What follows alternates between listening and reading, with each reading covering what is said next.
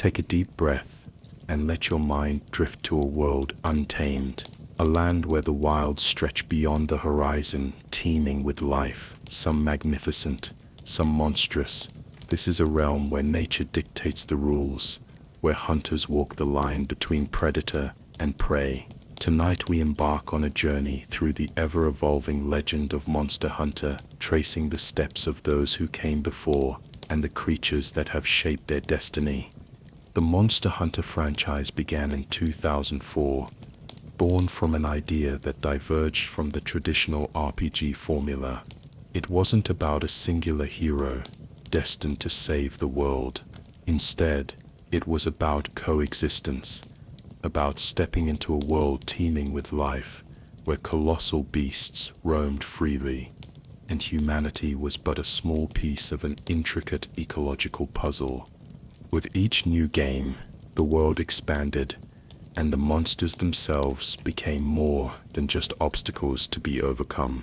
The second generation of Monster Hunter introduced a richer ecosystem, new regions, and the first true glimpses of a deeper past. Forgotten temples, ancient structures overtaken by nature, and the cryptic hints of societies that once stood at the peak of civilization, only to be lost to time. The ruins spoke of ambition, of power, of something that once was, and perhaps of a warning to those who remained. Even in its earliest form, Monster Hunter established the foundation of its lore through its world building. Players ventured into untamed lands, where humans and Wyverians had carved out fragile settlements amidst an ever-present threat. Hunters emerged, not as conquerors, but as caretakers, warriors bound to nature's cycle, balancing survival, duty, and the untamed chaos of the wilderness. Let the sounds of the wild surround you. Each rustling leaf and distant cry tells a story, drawing you deeper into a world where nature itself speaks in a language older than words. The distant cry of a wyvern echoes through the air, blending with the rustling of the wind through ancient trees and the rhythmic tide against forgotten shores. Each sound a whisper of the world's untold stories. Close your eyes and allow yourself to sink into the story. The hunt begins not with a blade, but with an understanding of the world we step into. But what truly lay beneath the surface, what histories were buried beneath the ruins, scattered across the landscape, whispering of civilizations long forgotten. The deeper one looked, the more questions arose. One particularly strange artifact, an amulet bearing the unmistakable likeness of an elder dragon, raises even more questions. Its craftsmanship is unlike anything found in modern settlements, its design hinting at an understanding of monsters beyond the mere hunt. Were these people victims of their own success? Did they overreach, believing they could bend nature to their will, only to face a reckoning that wiped them from history? Or did they uncover a truth that the world was not ready to accept? What happened to them? Did they fall to the very creatures they sought to control? Or did their ambitions extend beyond hunting? In the ruins of an ancient temple, deep carvings show depictions of hunters standing alongside monstrous figures, not in battle, but in what appears to be cooperation. Scholars have long debated the meaning of these images. Could it be that this civilization sought harmony with monsters in ways lost to time? Did they uncover some secret knowledge that allowed them to tame or even control these creatures? Some believe these ancient societies might have harnessed knowledge that allowed them to interact with monsters in ways the modern world no longer understands. Others theorize that they fell victim to an unknown force, something even beyond the might of elder dragons. Some ruins bear markings of battles far beyond the scale of modern hunts, suggesting conflicts that reshaped entire regions. Were these ancient hunters trying to protect themselves from an encroaching force, or were they the ones who overstepped their bounds, provoking a cataclysm that erased them from history? The evidence was scarce, but that only made the mystery more enticing. Scholars and hunters alike pieced together fragments of knowledge, forming theories that often led to more questions than answers. But one thing was clear: Monster Hunter was more than just the thrill of the hunt. It was a world of secrets waiting to be uncovered. Among scholars, whispers persist of lost relics and texts hidden deep within the ruins, messages left behind by those who foresaw their own downfall, warning future generations of an unspoken danger. These messages, however, are incomplete, fragmented like the ruins themselves, and only serve to deepen the mystery. In the early days, hunting was purely a means of survival, with small, isolated communities relying on their most skilled warriors to protect them from the dangers lurking in the wilds. Over time, as settlements grew and civilizations formed, hunting transformed into an organized practice, with designated hunting guilds emerging to regulate the balance between human expansion and the natural world. Some cultures developed strict traditions, enforcing laws on which creatures could be hunted and when, while others sought to exploit nature's resources to fuel their own rise to power. The weight of these experiences has led to rituals among hunters, ways to honor both the creatures they slay and those who fall in the field. Some light lanterns on the night of a great hunt's anniversary, allowing the flames to drift into the sky in remembrance. Others leave offerings in the deep woods, believing that appeasing the spirits of lost creatures keeps the balance intact. And then there are those who cannot bear the weight of their actions, hunters who walk away from their weapons, disappearing into the wilderness in search of a different kind of peace. These stories, though whispered in the guild's halls, remain reminders that the hunt is never without its toll. Imagine a lone hunter, deep in the wilderness, standing before a half-buried temple adorned with strange carvings. Symbols resembling dragons and celestial patterns hint at forgotten rituals, lost knowledge about the creatures that roam the world. Did those who built this structure live alongside the monsters, or did they fall victim to them? These are the questions that haunt the minds of scholars and hunters alike.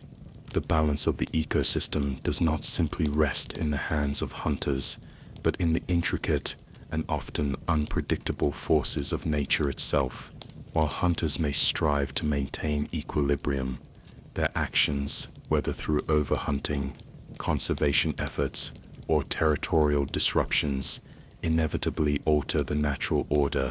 Some view their role as necessary stewardship, preserving the delicate harmony between creatures, while others argue that human interference has only exacerbated instability, pushing the world toward unforeseen consequences. The role of hunters has evolved throughout history, yet, despite their skill, not every hunt ends in triumph. There are moments of failure, when a monster proves too strong, when a misstep leads to injury, or worse. Some hunters return with scars, both physical and emotional, forever changed by an encounter that tested them beyond their limits. Others simply never return at all, their fates left to speculation.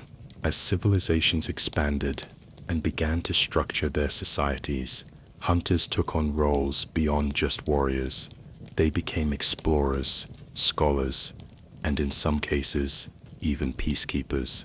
The guilds and organizations that formed around hunting played a crucial role in maintaining harmony between humanity and the wilderness, ensuring that neither side grew too dominant. The world itself has long found ways to regulate its own cycles. Before humans built their settlements, before the guild enforced its laws, nature had its own keepers. Apex predators roamed the lands, keeping populations in check. Entire regions thrived under the influence of dominant creatures, whose very presence dictated the flow of the wild. When humans entered the equation, these natural balances were disturbed. Some hunters argue that they are merely restoring a broken cycle, Others wonder if they have instead become the greatest disruptors. There are those who believe the guild was founded not out of necessity, but as a means of control in remote villages. Some hunters reject guild authority, following traditions passed down through generations. These rogue hunters rely on instinct, ancient techniques, and even spiritual connections to track their prey, believing that the guild's interference has weakened the natural order. Imagine the vast plains where Anjanath stalk the undergrowth, only for a larger Nagakuga to drive them away in search of fresh hunting grounds. But what happens to the balance when smaller creatures begin to act in ways previously unseen? There are insect swarms that react to the presence of specific monsters, scattering in warning or shifting their paths in ways that hint at something lurking just beyond human sight. But with power comes responsibility. The question remains, how much influence should hunters have over nature?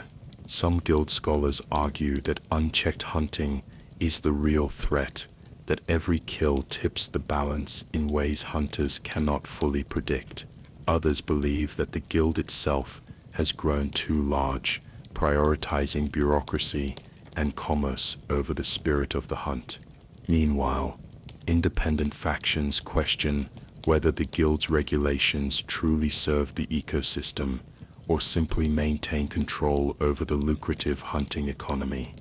But what happens when these creatures begin to disappear? In some parts of the world, ecosystems have begun to shift in unpredictable ways, with smaller species thriving in the absence of once dominant predators. Some hunters report seeing unusual behaviors, monsters migrating to areas they were never known to inhabit, behaving erratically, as if sensing a disturbance in the natural order. Some hunters have begun to use these creatures as an early detection system, but even more fascinating is the role they play in nature's cycles. Certain beetles are known to track wounded monsters, drawn to the scent of blood, while others are crucial for pollination, ensuring that plant life thrives despite the devastation of a rampaging Rathalos.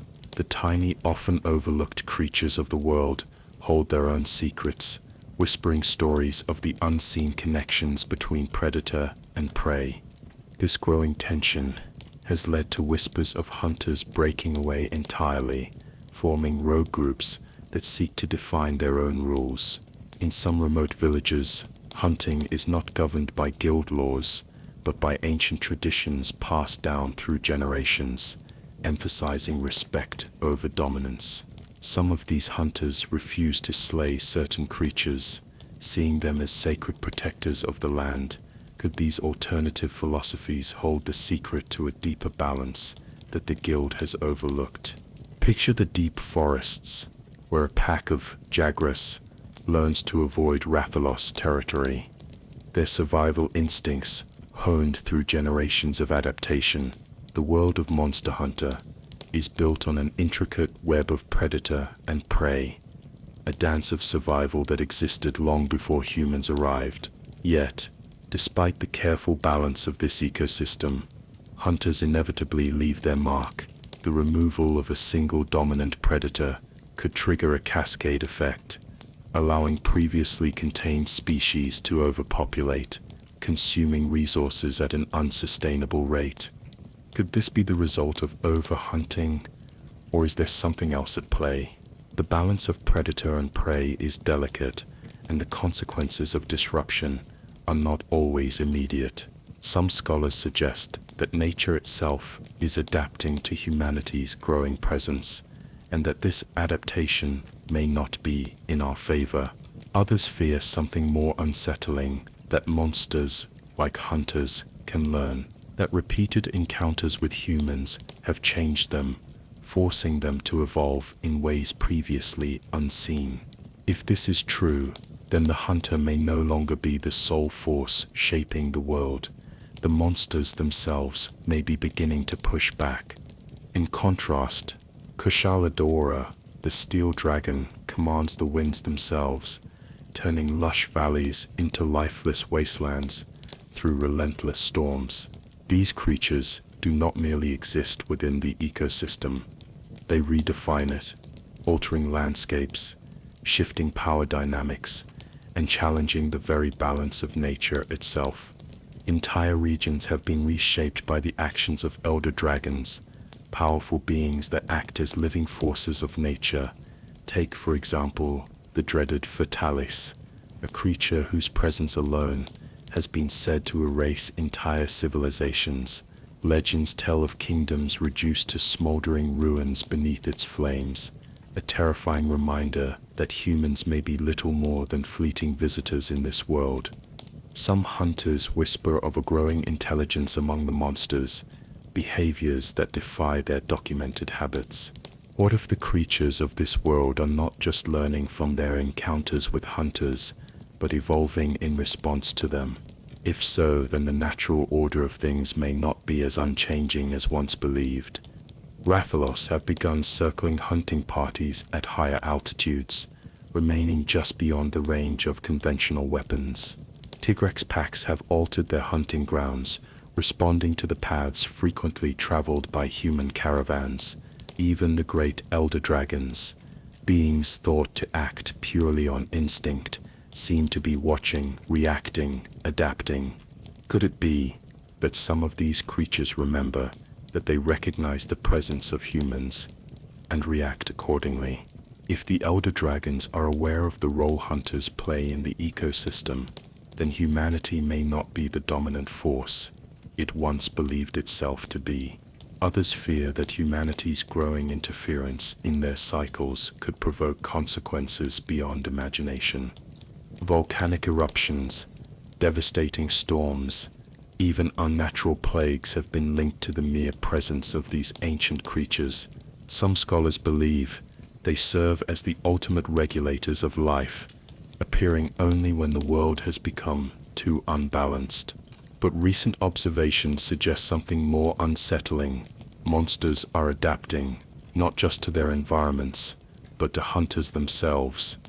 Throughout the world of Monster Hunter, different regions have their own philosophies on hunting. In the dense, ancient forests of the Wyverian Highlands, hunting is viewed as a sacred ritual, carried out only when absolutely necessary.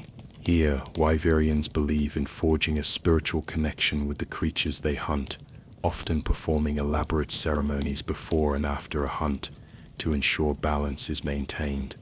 In contrast, the sand-swept arenas of the arid wastes see hunting as a test of strength and dominance, where warriors engage in battles against mighty beasts to prove their skill and earn glory. These differing views shape not only the way hunters approach their craft, but also how they are perceived by the people they protect. What if their arrival is not a response to nature's imbalance, but a herald of something yet to come? The wilds may hold the key to answering these questions, as new sightings of unprecedented elder dragons spark fears that another great shift is on the horizon. Some hunters whisper of strange behaviors among the elder dragons, patterns that do not align with their known habits, movements that seem deliberate, almost calculated. Others, however, fear that these creatures are simply remnants of a far older cycle, one that predates even the guild's records. It is possible that elder dragons are not mere animals, but ancient entities with intelligence beyond human comprehension. If so, what role do they see humanity playing in this vast ecosystem? Are hunters merely an obstacle to their will, or could these creatures be observing us, adapting just as we adapt to them? Some see it as a sacred duty, performed only when necessary to maintain balance, while others embrace it as a sport, a challenge that proves one's strength. Certain tribes hold deep spiritual beliefs about the creatures they hunt, offering prayers and rituals to honor the life that is taken. In contrast, more industrialized settlements see hunting as an economic necessity, providing food, materials, and protection. These older organizations may have influenced the guild's core principles, from the strict adherence to conservation laws to the classification of monsters based on their threat levels. Their legacy lingers in the ruins of forgotten outposts, in cryptic texts passed between scholars, and in the silent traditions upheld by Wyverian elders who remember a time before the guild's rule was absolute. In some areas, hunting festivals are common, celebrating great hunts of the past and preparing the next generation of warriors. These events are marked by elaborate feasts, ceremonial dances, and stories passed down through generations. The way a region interprets hunting often determines its relationship with the guild and the rules it imposes on the ecosystem. The Hunters Guild as we know it today may not have been the first organization to regulate hunting. Some ancient writings suggest that before the guild, there were other governing bodies that sought harmony with the monsters rather than control over them. These early factions, though long forgotten, might have wielded knowledge that could change everything. Hunters believe today. Cryptic carvings found in long-buried temples hint at alliances between humans and certain creatures, alliances that could suggest a past where hunters and monsters coexisted in ways never before imagined. Could it be that the rise of the guild erased this history, replacing it with a doctrine of dominance rather than understanding? If so, what knowledge has been lost, and could it still be reclaimed? Across the lands, ruins indicate the presence of past societies that seem to have their own systems of hunting and governance. Were there older versions of the guild, now lost to time? Did they wield greater knowledge about the monsters, or perhaps technologies that have since faded into legend? As we step deeper into the wilds, we will uncover more than just new monsters. Signs of an unseen force are beginning to emerge, subtle at first, but impossible to ignore. Hunters have gone missing, their camps found eerily untouched, with weapons still neatly stored, fires still burning. Whole herds of creatures have vanished overnight, leaving behind no tracks, no remains, only an unsettling silence where once there was life. Ancient records hint at earlier factions, precursors to the modern guild, that sought to impose order on the chaotic balance between hunters and the wild. Some were formed out of necessity, arising in times when unchecked hunts led to ecosystem collapses. Others were rumored to wield advanced knowledge, lost to time, that allowed them to coexist with monsters in ways the modern guild cannot fully replicate. In some regions, the very air feels different, charged with something unseen, something waiting. And then there are the ruins, those that bear markings far older than any previously discovered, markings that seem to shift when viewed from different angles, as if they were never meant to be understood by human eyes. Some ancient records suggest that in times long past, hunting was seen as an even greater responsibility, not just for survival, but as part of an agreement between humanity and the creatures they lived alongside. If such an agreement ever existed, was it broken? Did humanity overstep its bounds, leading to the downfall of those early civilizations? The remnants of their knowledge, scattered artifacts, half-buried texts, may still hold the answers. Among the oldest of the guild's records, there are mentions of such places, warnings that these lands were forbidden not because of their dangers, but because of something even the earliest hunters could not name. Whatever secrets the wilds hold, they are beginning to surface. The deeper we go, the more the world itself seems to shift beneath our feet, as though the land remembers something we have long since forgotten. Strange anomalies have begun to surface, weather changes that defy logic, disappearances of entire species, and ruins that seem far older than any known civilization. Some hunters speak of unexplained sightings, creatures that should not exist, things lurking in the mist beyond the known territories? Are these simply new species yet to be catalogued, or could they be remnants of a forgotten past? And what of the unsettling rumors spreading among veteran hunters? Claims that something is watching, waiting just beyond the edges of the map. The deeper we go, the more questions arise, and the more it becomes clear that Monster Hunter Wilds is not just a story of hunters and monsters. It is a world of shifting mysteries, of forces unknown, and of a balance that is far more fragile than we ever believed. Some of these rumors hint at something deeper still, something deliberate. Certain creatures vanishing with no trace, leaving behind empty nests and untouched hunting grounds. Shadows in the distance that seem to move against the natural order, defying the instincts that hunters have long relied upon. What is waiting out there in the wilds, and will hunters be prepared for what they find? We will witness an ever-changing landscape shaped by the forces of nature, where shifting weather patterns alter the way creatures hunt and survive.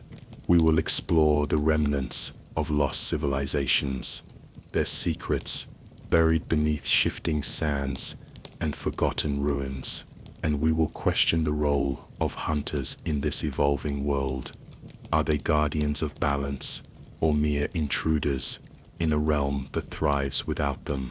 We will unravel the very fabric of this world, piece by piece, the mysteries of the past, the wonders of the present, the fate of the future.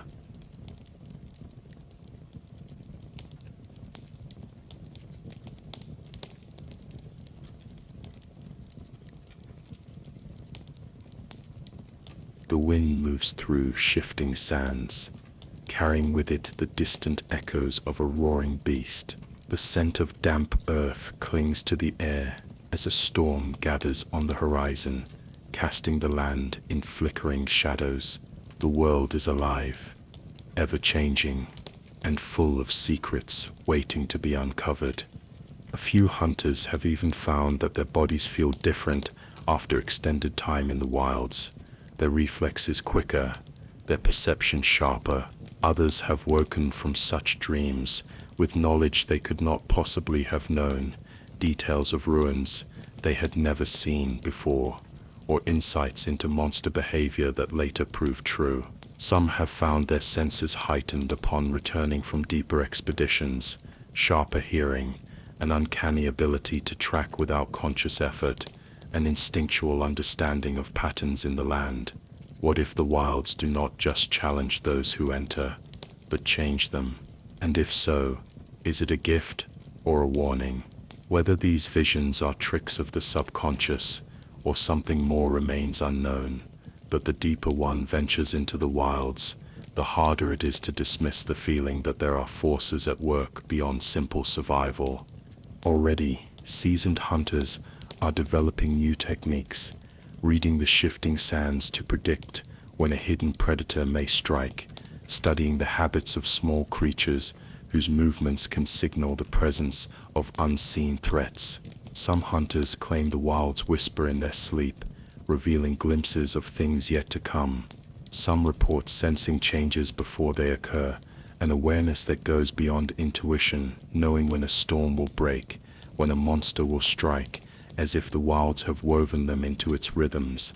Monster Hunter has always been a world of balance, of hunters, monsters, and the environments they share. But Wilds introduces something never before seen, a world that reacts, that shifts, that breathes. No longer is the landscape merely a backdrop for the hunt. Now it is a force unto itself. The sun beats down upon arid plains.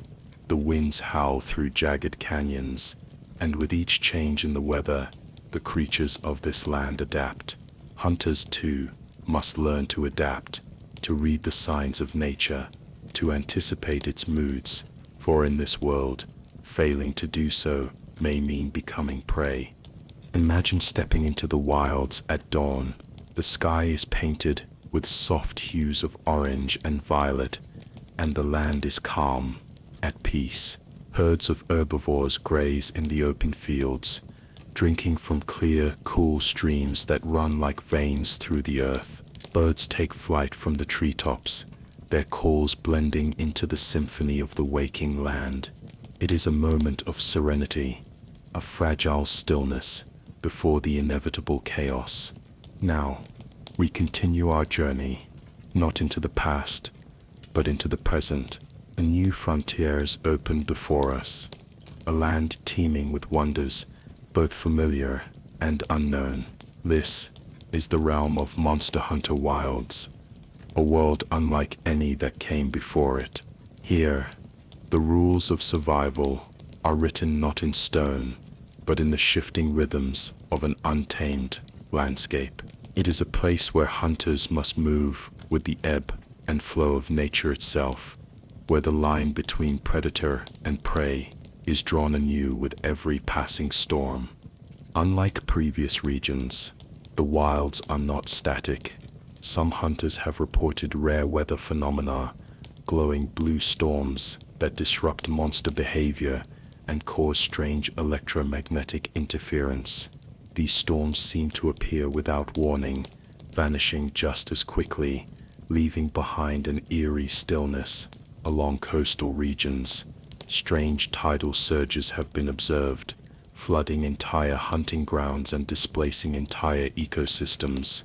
These unexpected tides sometimes reveal ruins hidden beneath the waves, structures no one had ever known existed.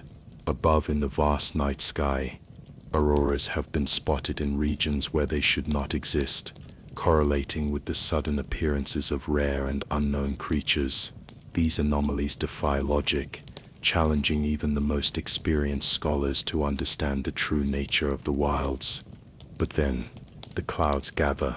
A chill spreads through the air, subtle but unmistakable, a whisper of change carried on the wind. The first droplets of rain strike the ground, darkening the soil, sending ripples across still pools of water. The storm does not announce itself with thunderous rage, but with quiet certainty, a presence felt before it is fully seen. The first rumblings of a distant storm send a ripple through the land. The wind shifts, carrying the scent of rain, and the creatures begin to move. Some flee, seeking shelter in the caverns and thickets of the wilds, while others, those built for the storm, become emboldened. Predators stir from their hiding places, knowing that the rain will mask their approach, that the shifting winds will grant them cover. The hunter must be just as aware, just as ready. A storm in the wilds is more than a change in the weather, it is a change in the hunt itself. Some hunters have reported rare weather phenomena, events that occur so infrequently that even the most seasoned researchers struggle to track them. Superstorms with winds strong enough to uproot trees, sudden heat waves that drive creatures underground, and strange atmospheric shifts that seem to awaken previously unseen monsters. Some claim these events follow a pattern spanning years, making the guild's mapping attempts ineffective. With each shift in the climate, the creatures of the wilds respond, adapting in ways that force hunters to rethink every tactic they once knew. Weather patterns do not merely alter visibility or restrict movement, they reshape the entire experience of the hunt. Rain transforms familiar trails into treacherous paths, obscuring footprints and washing away scents. A sandstorm can rise without warning, forcing even the mightiest creatures to retreat. The beasts of this land have learned to thrive in this ever-shifting world, adapting their behaviors to the elements, and so too must the hunters. It is not just the storms that shape the wilds, but the very cycle of life itself. The pulse of this land is dictated by forces beyond human comprehension, patterns woven into the fabric of nature long before the first hunters set foot here. The shifting winds carry stories of creatures long thought lost, their presence dictated by the land's moods. Some monsters vanish with the retreating seasons, slipping away into hidden burrows or migrating across unseen paths. Others emerge from slumber, drawn forth by the arrival of certain prey or the rising of a particular constellation in the night sky. The wilds do not merely change, they remember. They hold on to the echoes of past cycles, adapting and adjusting, weaving the present into the unbroken thread of time. Migration patterns shift as seasons change. Some creatures appear only under certain conditions, their presence dictated by the rhythms of nature rather than the whims of men. Hunters may return to a familiar region only to find it transformed, new dangers lurking where once there was calm. This is the great unknown that Wilds presents, a living, breathing world where change is the only constant.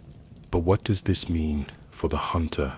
As the world around them refuses to remain still, hunters have begun to develop new methods of survival. The guild has taken drastic steps to test experimental methods, hoping to better understand the wilds. New tracking devices, designed to predict migration patterns, have shown inexplicable errors, as if something unseen is altering their readings. Some hunters have abandoned traditional weapons entirely, instead relying on stealth, decoys, and even environmental manipulation to outwit their quarry. Others believe in a controversial method called harmonization, an approach that suggests that syncing one's presence with the natural flow of the wilds may grant advantages beyond what conventional hunting techniques allow. The guild, however, sees this as reckless, warning that whatever lurks in the wilds may not be something that should be communicated with. As the world around them refuses to remain still, hunters have begun to develop new methods of survival, no longer relying solely on traditional tracking. They now look to the land itself for guidance. Specialized tools have been crafted, devices that can detect approaching storms by sensing fluctuations in the air, lightweight armor that adjusts to temperature extremes, and new forms of bait that react to the presence of specific creatures. Hunters have even turned to the smallest inhabitants of the wilds for help. Certain lizards can sense tremors before an earthquake, while some species of fireflies glow brightly only in the presence of a nearby predator. Learning to read these signs is as crucial as wielding a weapon, for in this place, knowledge is just as valuable as strength. Mounts and AI companions serve as invaluable allies in this new world, but they too are not untouched by the wilds. Hunters have begun to document cases where mounts seem to sense approaching storms hours before human perception can detect them, exhibiting behaviors that suggest a deeper connection to the land itself. In some cases, they have even refused to move forward, digging their heels into the earth, staring into the distance with an unease that spreads to their riders.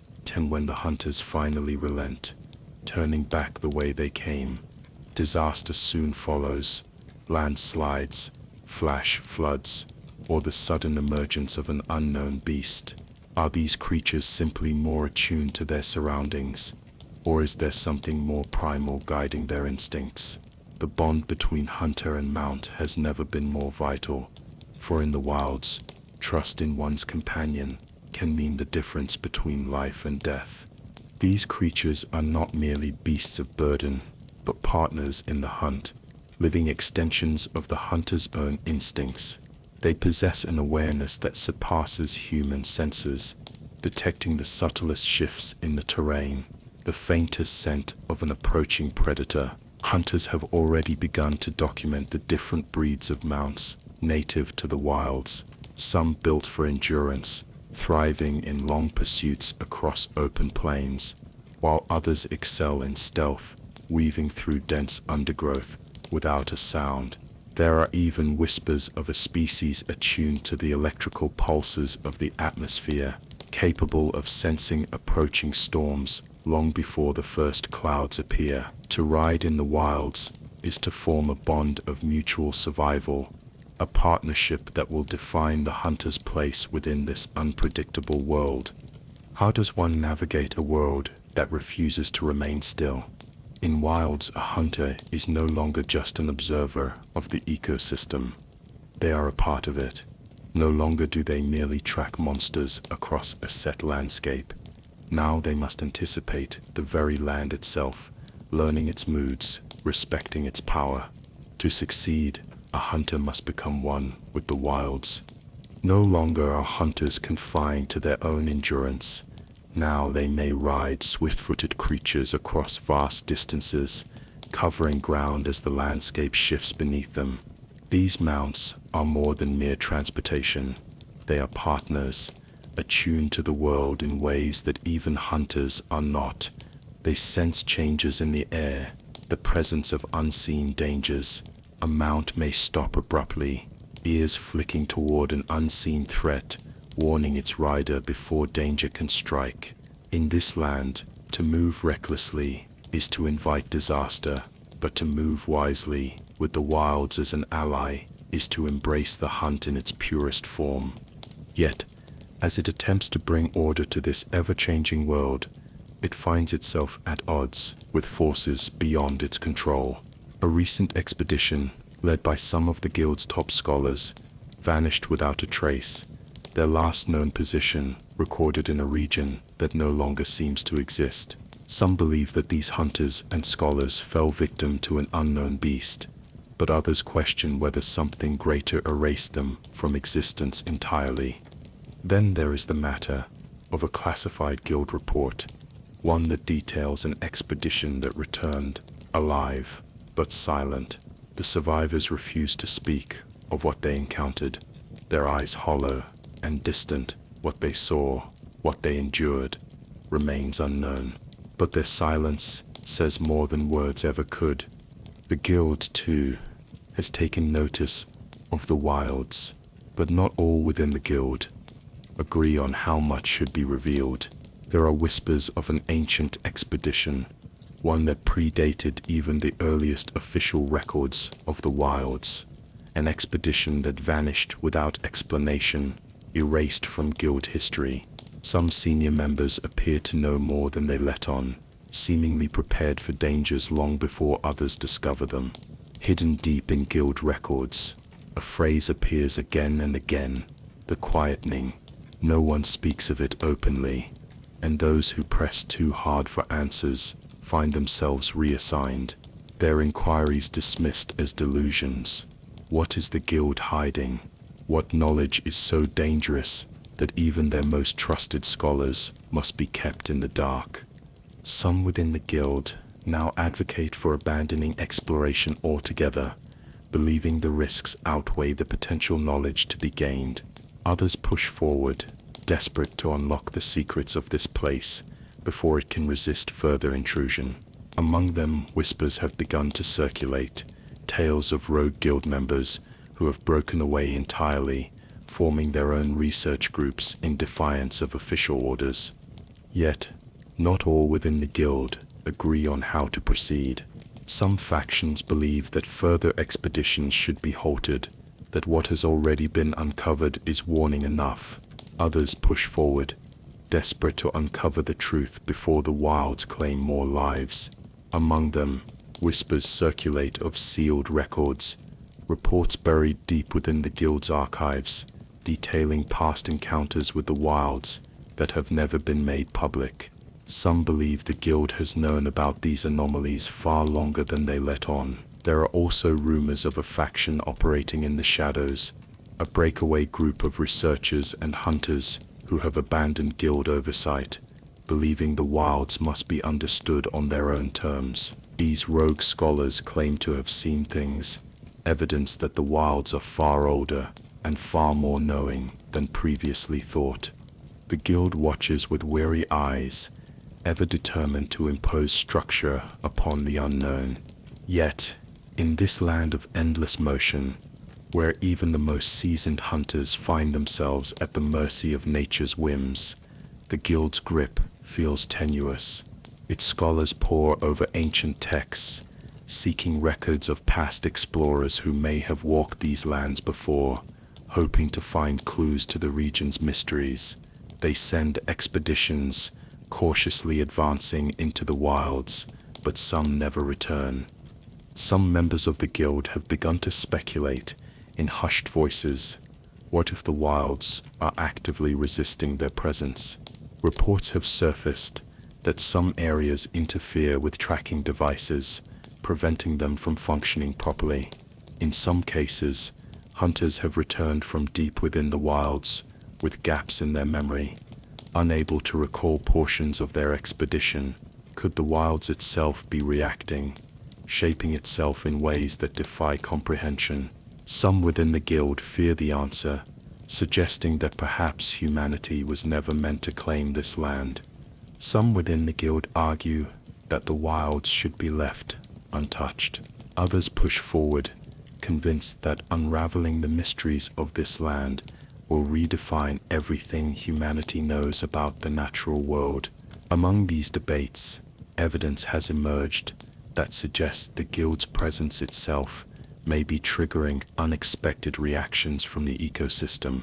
Some monsters have begun migrating in unnatural patterns, while entire sections of land, once stable for centuries, now crumble, as if resisting intrusion. The wilds are not like the controlled territories the guild has studied before. Here, the land does not yield to maps or boundaries. Some areas seem to shift overnight. Once familiar pathways vanish beneath dunes of shifting sand, cliffs collapse under their own weight, and rivers change course as though directed by an unseen hand. But what if these changes are not random? Some hunters swear that the land itself has led them astray, steering them toward unknown dangers or hiding safe paths from view. There are trails that appear only under certain weather conditions.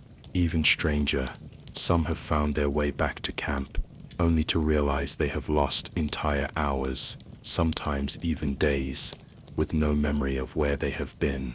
Those who spend too much time in the wilds begin to ask themselves, does this land merely react to its visitors, or does it anticipate them?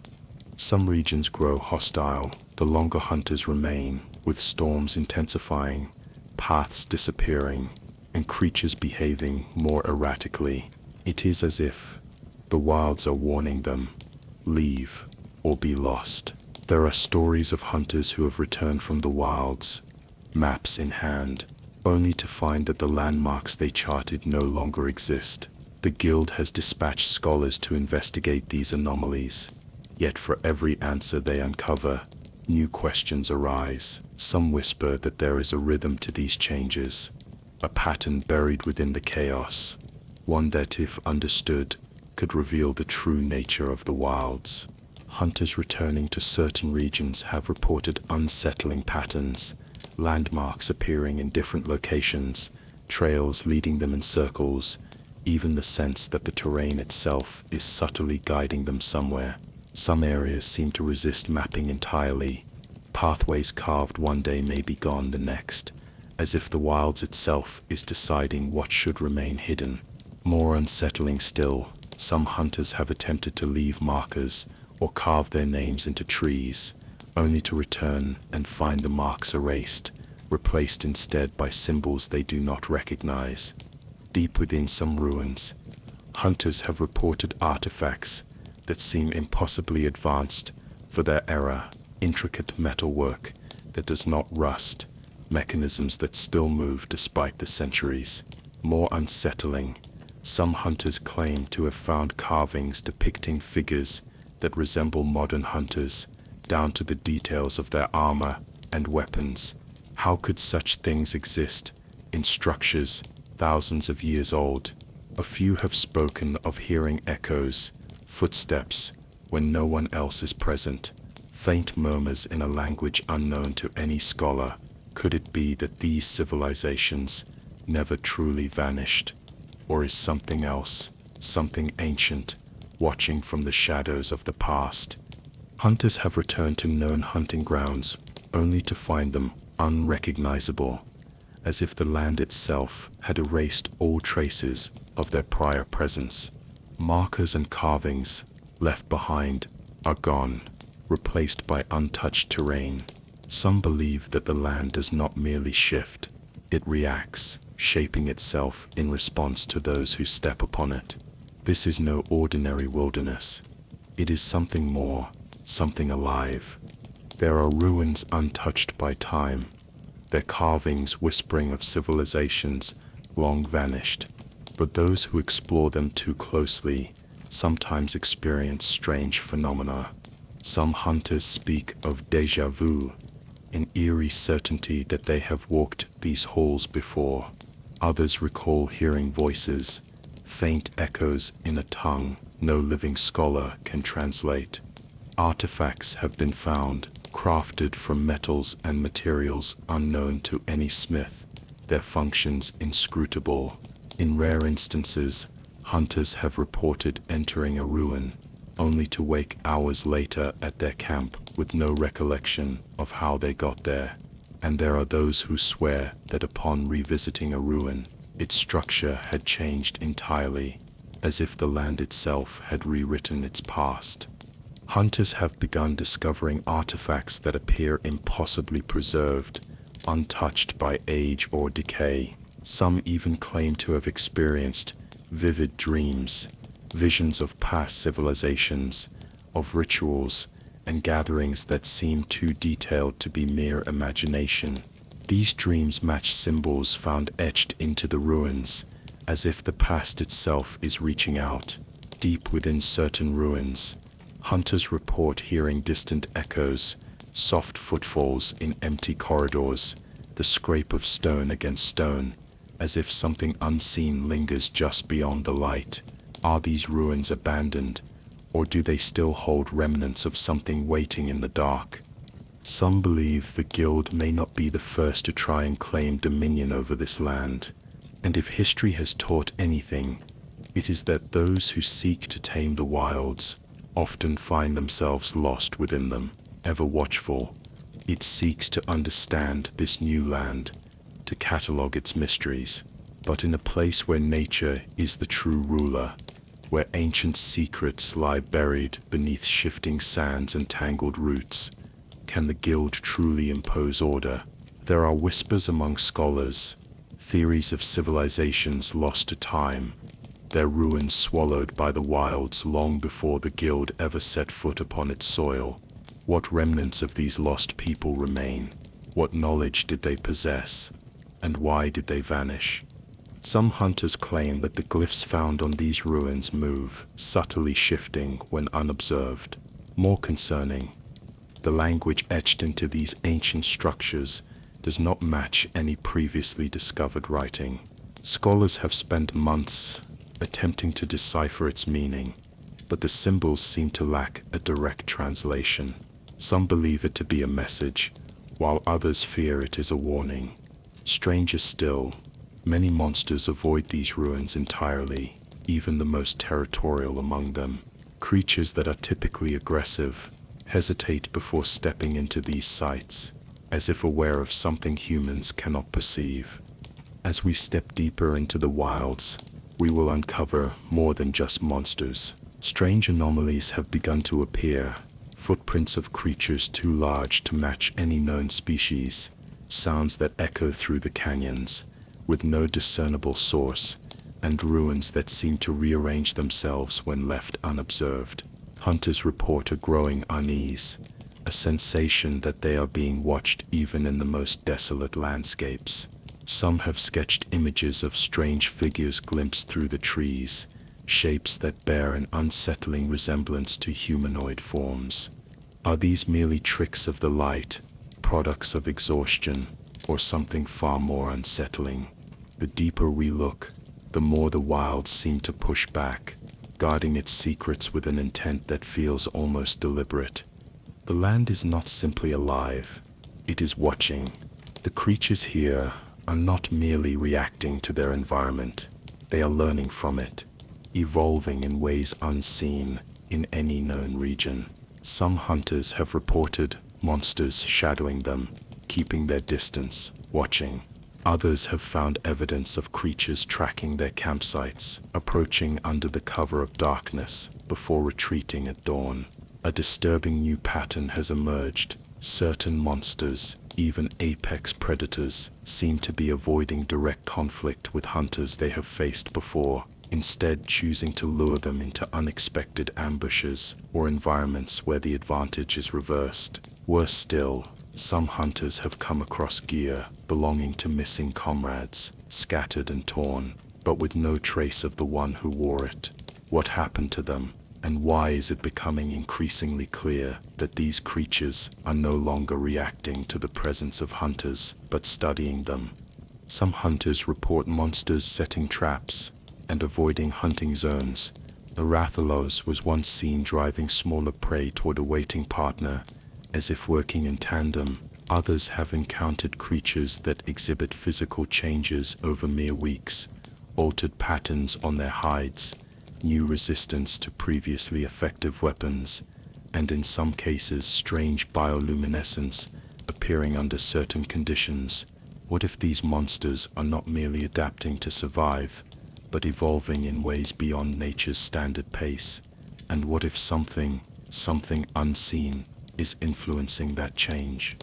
Hunters have begun witnessing impossible behaviors, monsters displaying tactical awareness, laying false trails to mislead pursuers, and even coordinating attacks in ways never before documented.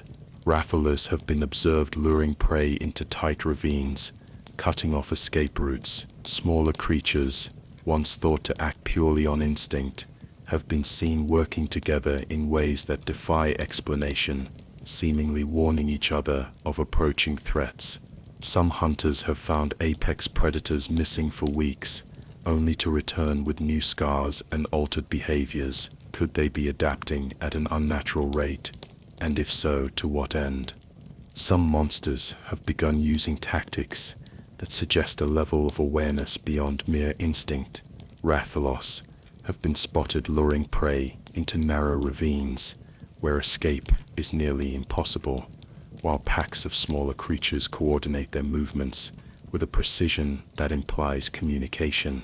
Even the apex predators of this land seem to operate with an unsettling purpose, some choosing to avoid hunters altogether, while others appear to study their movements before engaging. These behaviors suggest that survival in the wilds is not just about strength, but intelligence. If monsters are learning from their encounters with humans, adapting to hunting strategies in real time, then the role of the hunter itself may be shifting. What happens when the hunted begin to understand the hunter? Some hunters have witnessed monsters engaging in behavior that should not be possible, using tactics against them. Apex predators have been seen deliberately avoiding fights they would normally dominate, seemingly aware of potential threats beyond their natural instincts. Some hunters have even reported creatures observing them from a distance, retreating before engagement, as if memorizing their movements and strategies. Traps that once worked without fail are now being actively avoided. In the most chilling cases, certain monsters appear to anticipate attacks before they happen, countering moves they have never encountered before. If these behaviors continue to develop, it raises a question no hunter has ever needed to ask. What happens when the hunted begin to understand the hunter? Scholars debate whether this is the natural order at work or something else entirely. Some claim to have seen signs of an intelligence woven into the land itself, a force guiding the rhythms of the wilds beyond mere instinct. Hunters have reported unsettling occurrences, shadows shifting at the edges of their vision, movement that vanishes when turned toward. Others speak of whispers carried on the wind, unintelligible murmurs that persist when near the ancient ruins. Equipment failures are becoming more frequent. Compasses spin wildly, lanterns flicker despite the absence of wind, and tracking devices simply refuse to work when approaching certain regions. Some hunters have even described the sensation of being watched, a prickling unease that tightens in the chest when venturing too far into the unknown. Could it be the remnants of the lost civilizations, their knowledge lingering in ways yet to be understood? Or is there something older, something far more ancient, stirring beneath the shifting sands. One thing is certain, the wilds do not surrender their secrets easily, and those who seek answers must tread carefully. We will uncover the truth of this land, the forces that shaped it, the creatures that roam it, and the civilizations that once called it home. Perhaps the wilds were never meant to be tamed. Perhaps they are a glimpse into a time before the guild, before the careful order imposed upon the world by those who seek control. Or perhaps they are something else entirely, an echo of a forgotten age, a force that has been waiting, undisturbed, for its time to rise once more. Whatever the case, the deeper we look, the more we realize that in this place, we are not the ones in control. The wilds move to their own rhythm, their own design, and those who wish to survive must learn to move with them, or risk being lost within them forever. And in doing so, we will come to understand not just the wilds but ourselves, the role of hunters, the balance we seek to maintain, and the question that has lingered since the dawn of time: are we truly masters of nature, or merely guests in its ever-changing domain? Hunters returning from deep expeditions speak of eerie patterns in monster behavior, creatures forming temporary alliances, apex predators deliberately avoiding conflict, and migrations shifting in ways that defy known biological cycles. Some report caves that seem untouched by time, where the air carries an electric charge, and walls are etched with symbols no one can decipher. Could it be that something ancient is watching, directing the flow of life here, nudging events towards some unknown design? Or is it simply nature's way of maintaining its own balance, beyond the comprehension of those who hunt within it? The role of a hunter has always been one of balance, a force standing between civilization and the wild. In the past, this balance was simple. Humans expanded, monsters resisted, and hunters stood in the space between warriors and trackers, scholars and explorers. But in Monster Hunter Wilds, this balance has become more fragile than ever. The wilds are changing, shifting, reshaping, not just physically, but in ways no one fully understands. Some hunters whisper that the wilds are alive, not in the way a forest or an ocean teems with life, but in a way beyond comprehension, something vast and ancient that remembers those who walk within it. The oldest guild texts speak of an unwritten agreement called the Ancient Compact. Its principles were simple: take only what you need, honor what you kill, and never hunt a species to extinction. For generations, this philosophy guided the guild's practices. Hunting was regulated, not just to protect settlements, but to ensure the continuity of monster species themselves. The founding charter of the guild emphasized that humans are merely guests in these lands, permitted to take what they require for survival, nothing more. As the guild struggles to maintain its authority, and hunters find themselves pushed further into the unknown, questions arise: who truly holds power in these lands? Who is the hunter? And who is the hunted? But as human settlements expanded and technology advanced, the compact began to fray. Hunters became heroes, monsters became trophies, and the subtle balance tipped further with each passing generation. Elder hunters lament this change, recalling how they once observed monsters for days before hunting, learning not just their weaknesses, but their place in the ecosystem. Now the guild posts contracts, and hunters race to claim prizes without understanding what they're killing. At first, the changes in the wilds seemed small. Paths disappeared, landmarks moved. Hunters would walk familiar trails, only to find them gone the next morning, replaced by something new: a rock formation that wasn't there before, a river bending in a way it never had. Not only the land seems to shift, Some hunters claim that they themselves have changed. A hunter named Jarek returned from a long expedition with disturbing accounts. He had made camp near a river, and upon waking, found the place transformed. His tent appeared abandoned for years. His weapons rusted, even his own reflection altered, as if he had been gone much longer than he remembered. Had Jarek been displaced in time, or had the wilds simply decided to rewrite his place in them? Those who spend years in the wilds rarely return unchanged.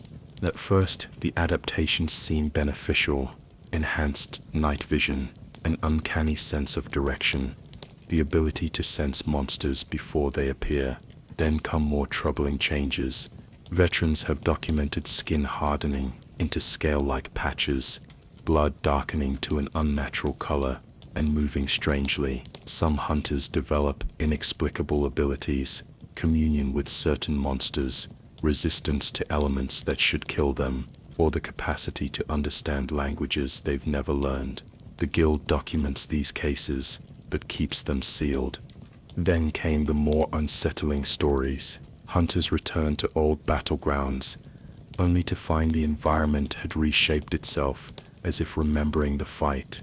Cliffs where monsters had fallen crumbled upon return, and forests where blood had been spilled grew dense and impassable, as if sealing away the memory of the battle. A research team once captured a former hunter who had spent 20 years alone in the wilds. His body temperature matched the ambient surroundings. He no longer cast a shadow.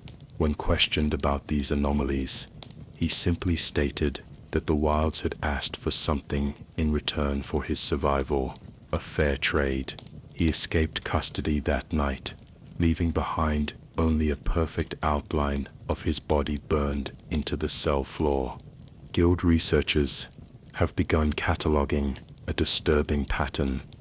The wilds respond differently to different hunters, as if judging them by some unknowable standard.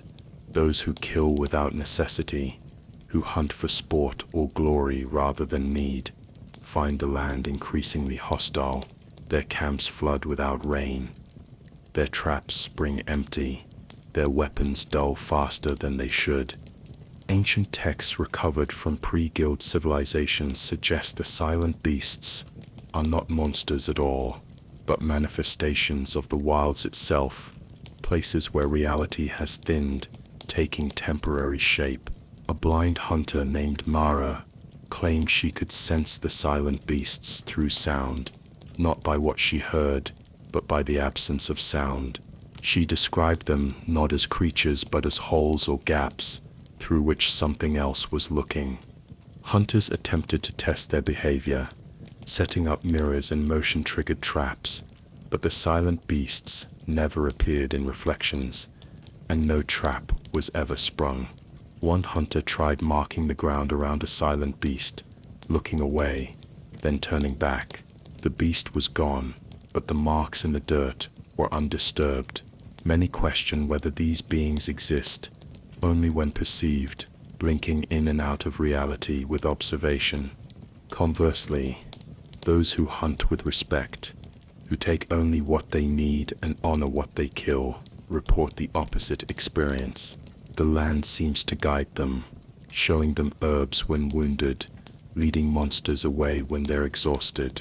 The most controversial theory suggests that the blood spilled in hunts carries the hunter's intent, their reasons for hunting, their respect or disrespect for their prey, and that the wilds can somehow taste this intent, remembering and responding accordingly. This might explain why the land changes around battlegrounds, tasting what happened there as blood soaks in, carrying the truth of the hunt with it.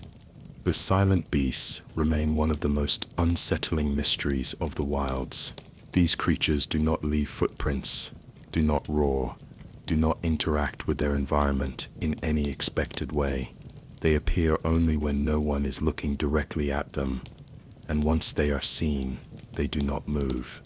The worst discovery came when a lone hunter, Gareth, went missing while tracking a silent beast. His squad found only his logbook and a single jagged symbol carved into stone. His final entry stated simply that he was not supposed to be seeing what he saw.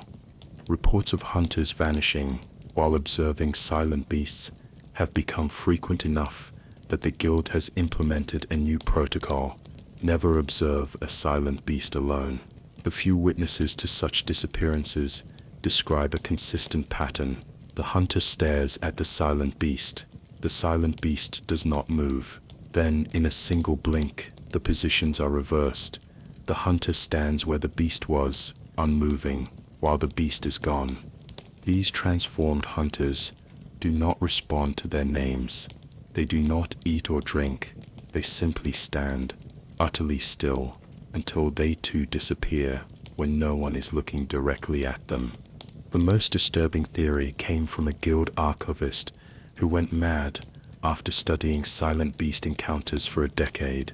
His final report, before he gouged out his own eyes, hypothesized that the silent beasts were not watching hunters but recording them for something else. A guild researcher once isolated a transformed hunter in a sealed room under constant observation for 3 days and nights. The subject did not move, blink, or show any signs of life, despite apparently still breathing. On the 4th day, the researcher dozed off briefly. Upon waking, the subject was facing the researcher, though there had been no sound or movement. The subject's eyes appeared wrong, and it spoke only once, saying that they had collected enough of this one, that the catalogue was growing. Then it collapsed, dead before hitting the floor. An autopsy revealed that the hunter's brain contained microscopic crystalline structures arranged in patterns too regular to be natural, yet, unlike any known technology, these structures disintegrated within hours of discovery, leaving no trace. The deeper one ventures into the wilds, the more the land begins to speak. Hunters report hearing voices, sometimes their own, sometimes those of lost comrades, sometimes voices they do not recognize at all. One squad followed the sound of distant child's laughter, only to find an ancient ruin, empty and untouched for centuries. As they left, one hunter whispered that the laughing had never stopped. It had simply moved inside his head.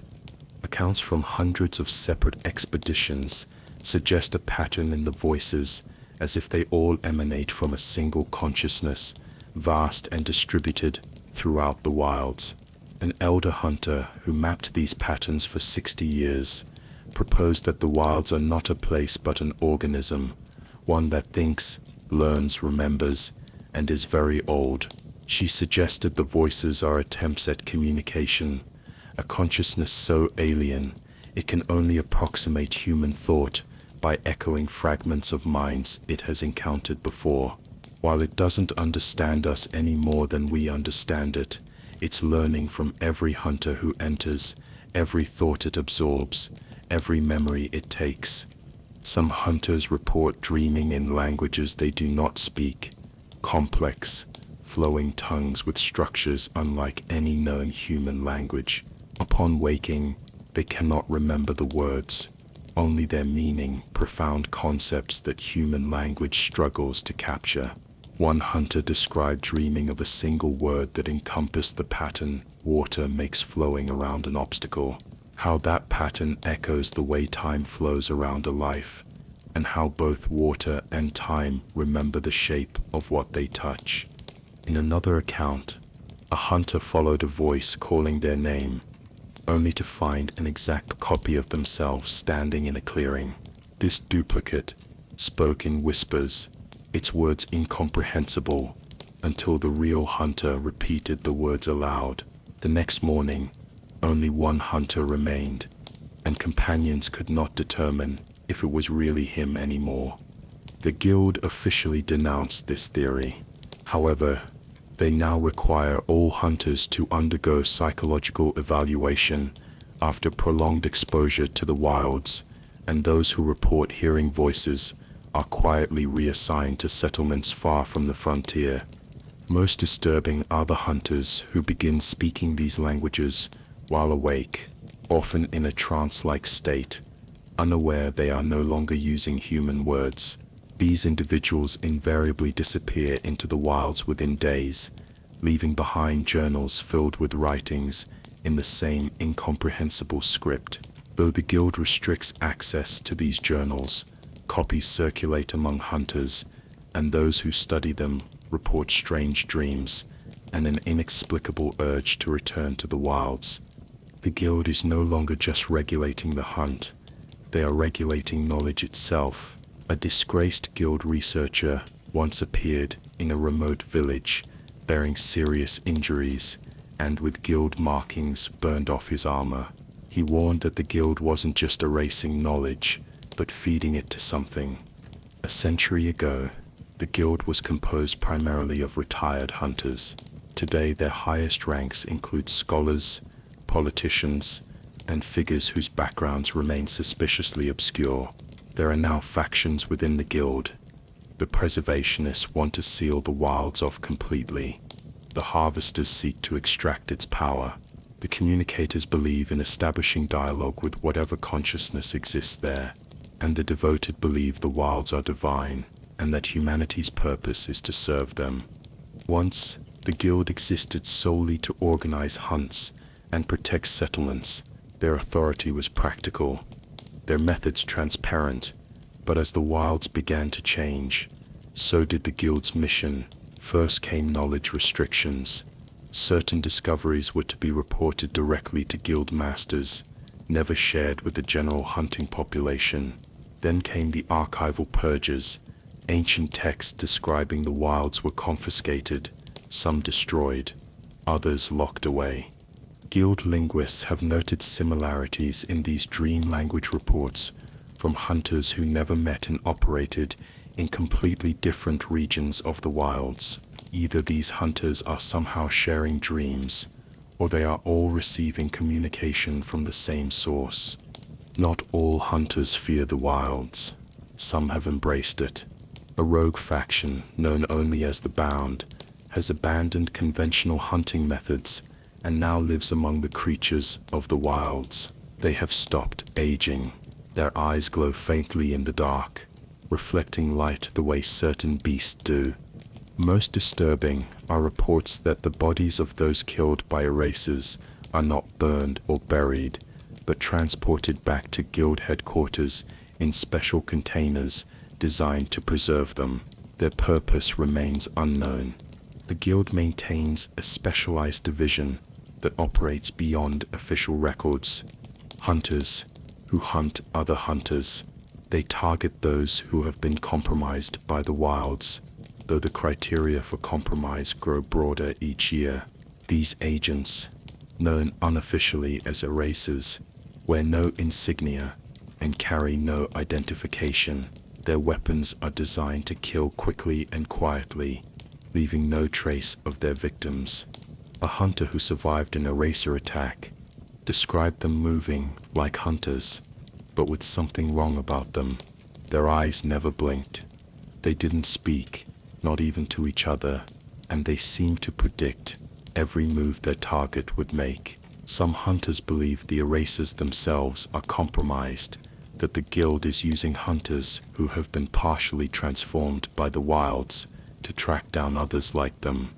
The conflict between these factions has turned violent. Guild outposts have been found abandoned, their occupants vanished, but for cryptic messages left in blood about the old ways returning, the wilds choosing and feeding the mind beneath. Hunters returning from expeditions are now extensively debriefed, their accounts scrutinized for forbidden knowledge. Those who have seen too much simply disappear, their names struck from guild records as if they never existed. The Bound organize themselves around listeners, those claiming direct communion with the consciousness of the wilds. These individuals serve as interpreters, translating the wild's desires into instructions for the cult. They bear elaborate markings across their skin, patterns that change subtly each day, as if rewriting themselves. A captured Bound member reportedly laughed at the Guild's presumed control, stating that the Guild never was and never will be in control. Then he stared skyward, as if waiting for something above to answer.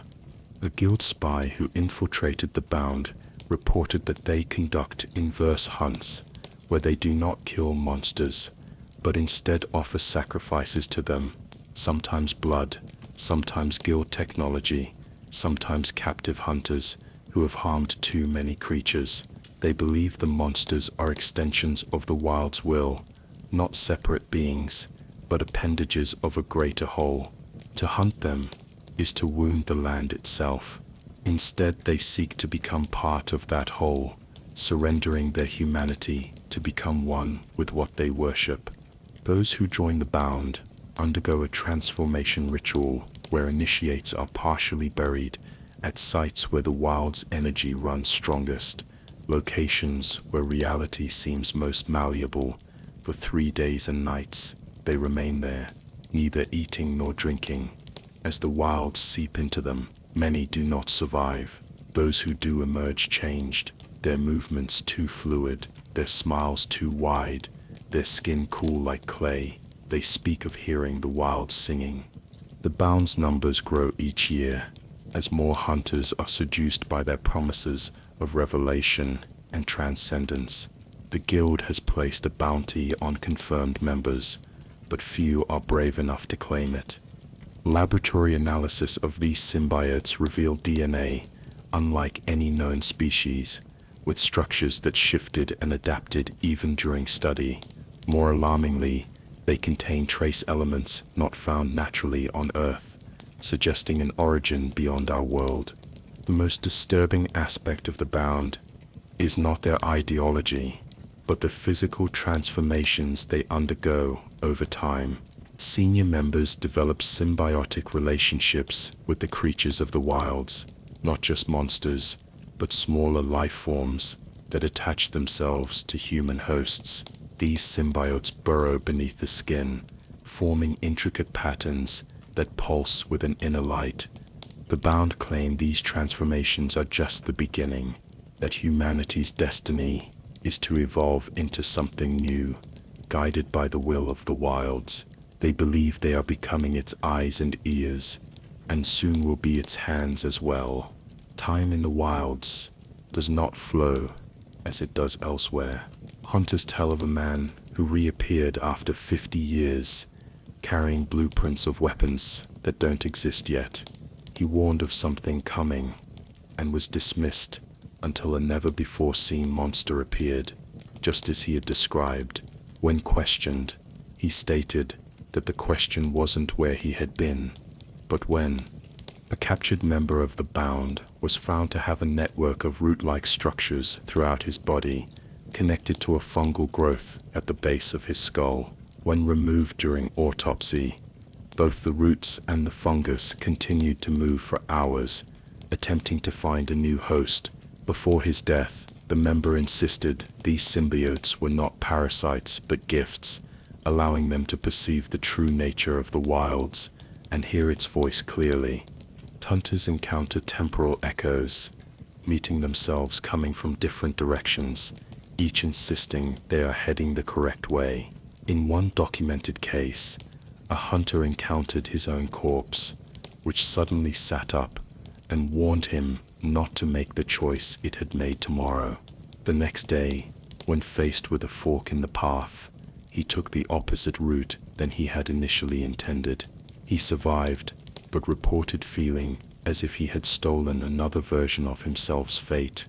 Most alarming was the discovery of monsters that should not exist, either extinct species from the distant past, or evolved forms that should not appear for centuries. Researchers describe this as a temporal convergence, where all possible iterations of the Wilds, past, present, future, and perhaps alternate versions, are being drawn together as the boundaries between them thin. If this continues, the concept of when may cease to have meaning in these regions. The Guild has established temporal quarantine protocols for hunters exhibiting significant time displacement. They are kept isolated until researchers can determine if their memories of future events align with the current timeline. The problem, as explained by researchers, is determining whether hunters are experiencing time non-linearly, or if the wilds are actually rewriting history around them. If it's the latter, then there is no fixed reality to return to. The most radical theory, one the Guild has classified at the highest level, suggests that the temporal anomalies in the wilds are accelerating and expanding. Different time periods are bleeding into one another, creating patches where past, present, and possible futures coexist. Sealed reports describe regions where different versions of the same settlement exist simultaneously, each from a different period. Hunters entering these regions reported seeing people they knew to be dead, buildings not yet constructed, and landscapes shifting between wilderness and developed settlements, depending on the viewing angle.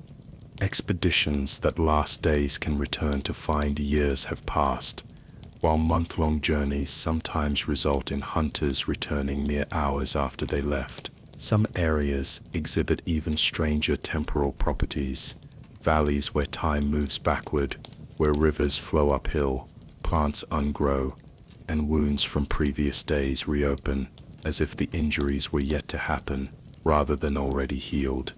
The implications are catastrophic. If time itself is breaking down in the wilds, containment may be impossible. The phenomenon could spread, eventually engulfing settled territories and beyond. This may explain the Guild's increasingly desperate measures. They are not just fighting to understand the wilds, but to prevent a temporal catastrophe that could rewrite reality itself. Not all who dwell near the wilds view it with the same fear as the Guild. Ancient communities have existed at the edges of these strange territories for millennia, developing approaches to coexistence that the Guild has largely ignored. The Veil Walkers, a nomadic people who predate Guild records, navigate the wilds by reading the seams, perceiving patterns in the chaos that allow them to predict shifts and changes. They don't fight against the wild's nature but move with it, understanding that the land breathes and timing their movements to its inhalations and exhalations. Veil Walker elders undergo a ritual blindfolding at the age of 50, claiming that true sight in the wilds comes not through the eyes but through other senses the Guild has forgotten. With eyes closed in the wilds, they can feel the currents of its attention. Where it focuses, danger lies. Where it is distracted, safe passage can be found. These indigenous communities maintain that the wilds are neither malevolent nor benevolent, merely conscious in a way humans struggle to comprehend.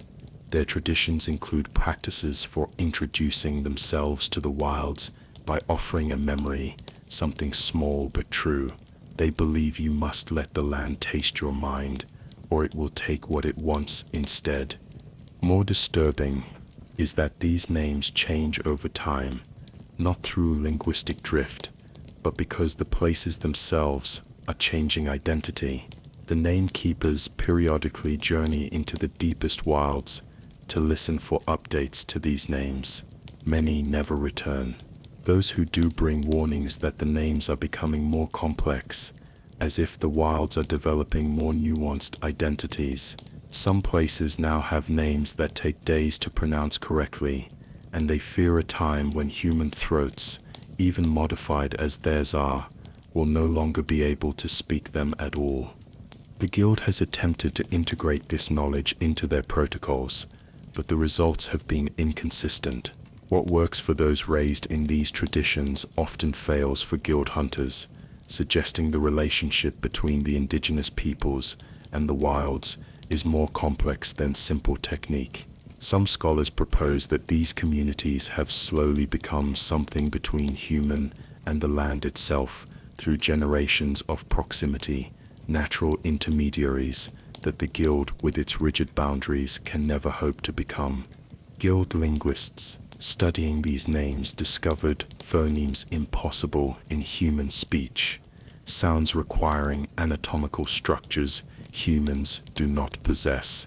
The name keepers have adapted their vocal anatomy through generations of selective breeding and ritual modification to produce these sounds. As conventional hunting methods prove increasingly unpredictable in the shifting wilds, some hunters have turned to older traditions, ceremonial practices that seem to stabilize the environment around them. These ritual hunts involve elaborate preparations, specific patterns painted on armor, weapons blessed with mixtures of herbs and monster materials, hunts conducted only during certain lunar phases or weather conditions. Among the Veil Walkers exists a sacred role, the Name Keepers. These individuals memorize the true names of regions within the wilds, names that predate human language. They believe that speaking these names creates a covenant between speaker and place, a mutual recognition that grants safe passage and temporary stability in chaotic territories. The land knows itself, and when addressed correctly, recognizes those aware of its nature. This is respect, and the wilds respect those who respect them. A controversial theory suggests these rituals work because they make hunters legible to the wilds. Their intentions become transparent, their actions predictable within a framework the land's consciousness recognizes. The wilds don't object to hunting, but to being treated as mindless resources. The rituals are a form of communication, a way of asking permission. Once dismissed as superstition, the guild now acknowledges that hunters who observe these old ways return alive significantly more often than those who don't. The rituals vary by region and monster, but all share common elements: acknowledgement of the hunt's purpose, offerings made before blood is spilled, specific methods of honoring fallen prey. Hunters develop personal rituals after surviving strange encounters. One veteran burns a lock of hair before entering the wilds, finding that paths seem more stable afterward, as if the land recognizes the scent of burning. The guild officially discourages such superstitious practices, but quietly allows them among successful hunters, while cataloging effective rituals for different regions, creating a classified manual that grows larger each year. Not all ritual hunts end well. Some hunters follow every traditional step perfectly, yet still meet with disaster, as if the wilds had rejected their offerings. In these cases, the consequences exceed simple failure. Hunters report weapons turning against wielders, companions speaking in unfamiliar voices, wounds spreading patterns like writing across the skin. One survivor described a ritual hunt where, despite proper preparations, a wounded Rathian's blood flowed upward against gravity, forming words in the air. Then his companions began bleeding from their eyes, repeating that the price is wrong over and over. Some scholars suggest these failures occur when hunters attempt rituals from one region in another, or when they perform traditions belonging to indigenous peoples without proper understanding. Others propose that the wilds are becoming more discerning, more demanding in what they will accept as fair exchange for taking life. As the wilds change hunters, they also change their equipment. Weapons and armor crafted from wilds monsters exhibit properties beyond their design, properties suggesting they retain something of the creatures they were made from. Hunters describe weapons moving with their own will, guiding the wielder's hand rather than being guided. Armor changes texture and composition depending on surroundings, adapting to threats without conscious control. Veteran hunters speak of blades that cut before they swing, knowing where to go. After initial resistance, many hunters surrender to this guidance, hunting together with their weapons rather than wielding them. Guild researchers document cases where prolonged use of such weapons leads to physical changes in hunters, their movements becoming more like the monsters their equipment came from, their senses adapting to complement their gear's abilities. Most concerning are weapons that feed on the monsters they kill, growing stronger, more distinct, more willful. These weapons become increasingly difficult for anyone but their original wielder to use, as if they have imprinted on the hunter as much as the hunter has on them. The line between hunter and hunting tool has never been clear, and hunters have always taken on aspects of what they hunt, their strength, resilience, and adaptations. But now that exchange has become literal, the weapons are changing hunters, even as hunters change them. The most extreme cases involve what guild researchers reluctantly classify as living equipment, gear exhibiting undeniable signs of consciousness. These items pulse with their own rhythm, repair damage to themselves, and communicate with wielders through impressions or emotions. A bow crafted from elder dragon remains glowed when aimed at certain targets, not just monsters, but specific places that later revealed hidden passages. Its wielder claimed it showed him memories of flight, ancient conflicts, and a world very different from our own, the world as it existed during the dragon's lifetime, and sometimes things that have not yet happened. These symbiotic relationships raise disturbing questions about monster consciousness. If their essence persists in weapons crafted from their remains, what does that suggest?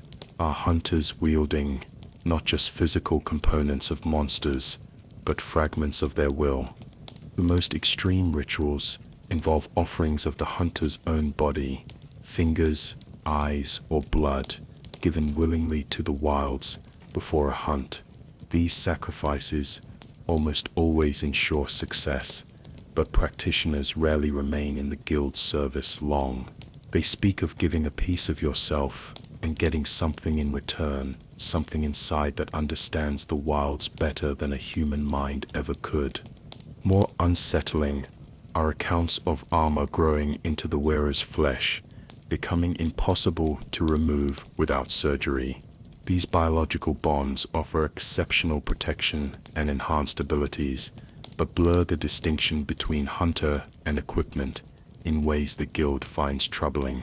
The most radical examples remain under strict containment in guild facilities, with subjects developing direct connections between equipment and their tissues, gaining enhanced abilities, but also experiencing memories not their own and cravings humans shouldn't have. More disturbing are hunters who feel the wilds calling after returning to civilization.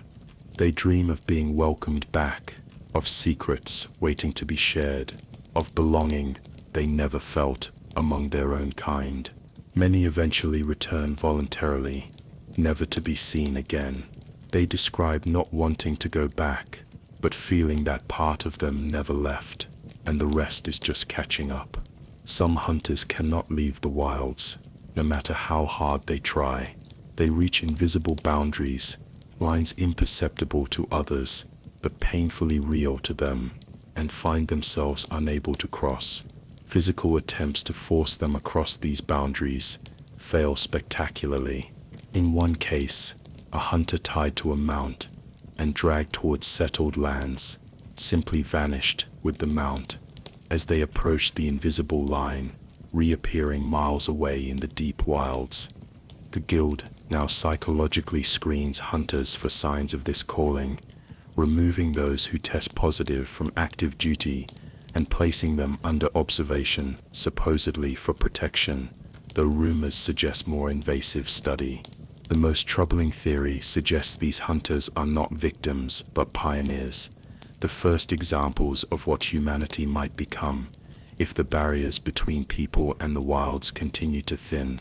Neither fully human nor fully of the wilds, they exist in a liminal state that the guild both fears and desperately wants to understand. The monitoring station was found abandoned, the journal prominently displayed.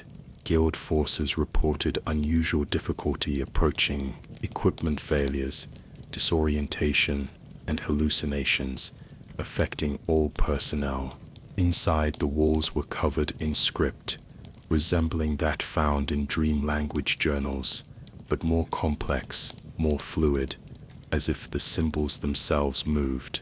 The guild destroyed the station and quarantined the area indefinitely. As the transformation progressed, the writer no longer needed food or drink, sustained somehow by the wilds directly.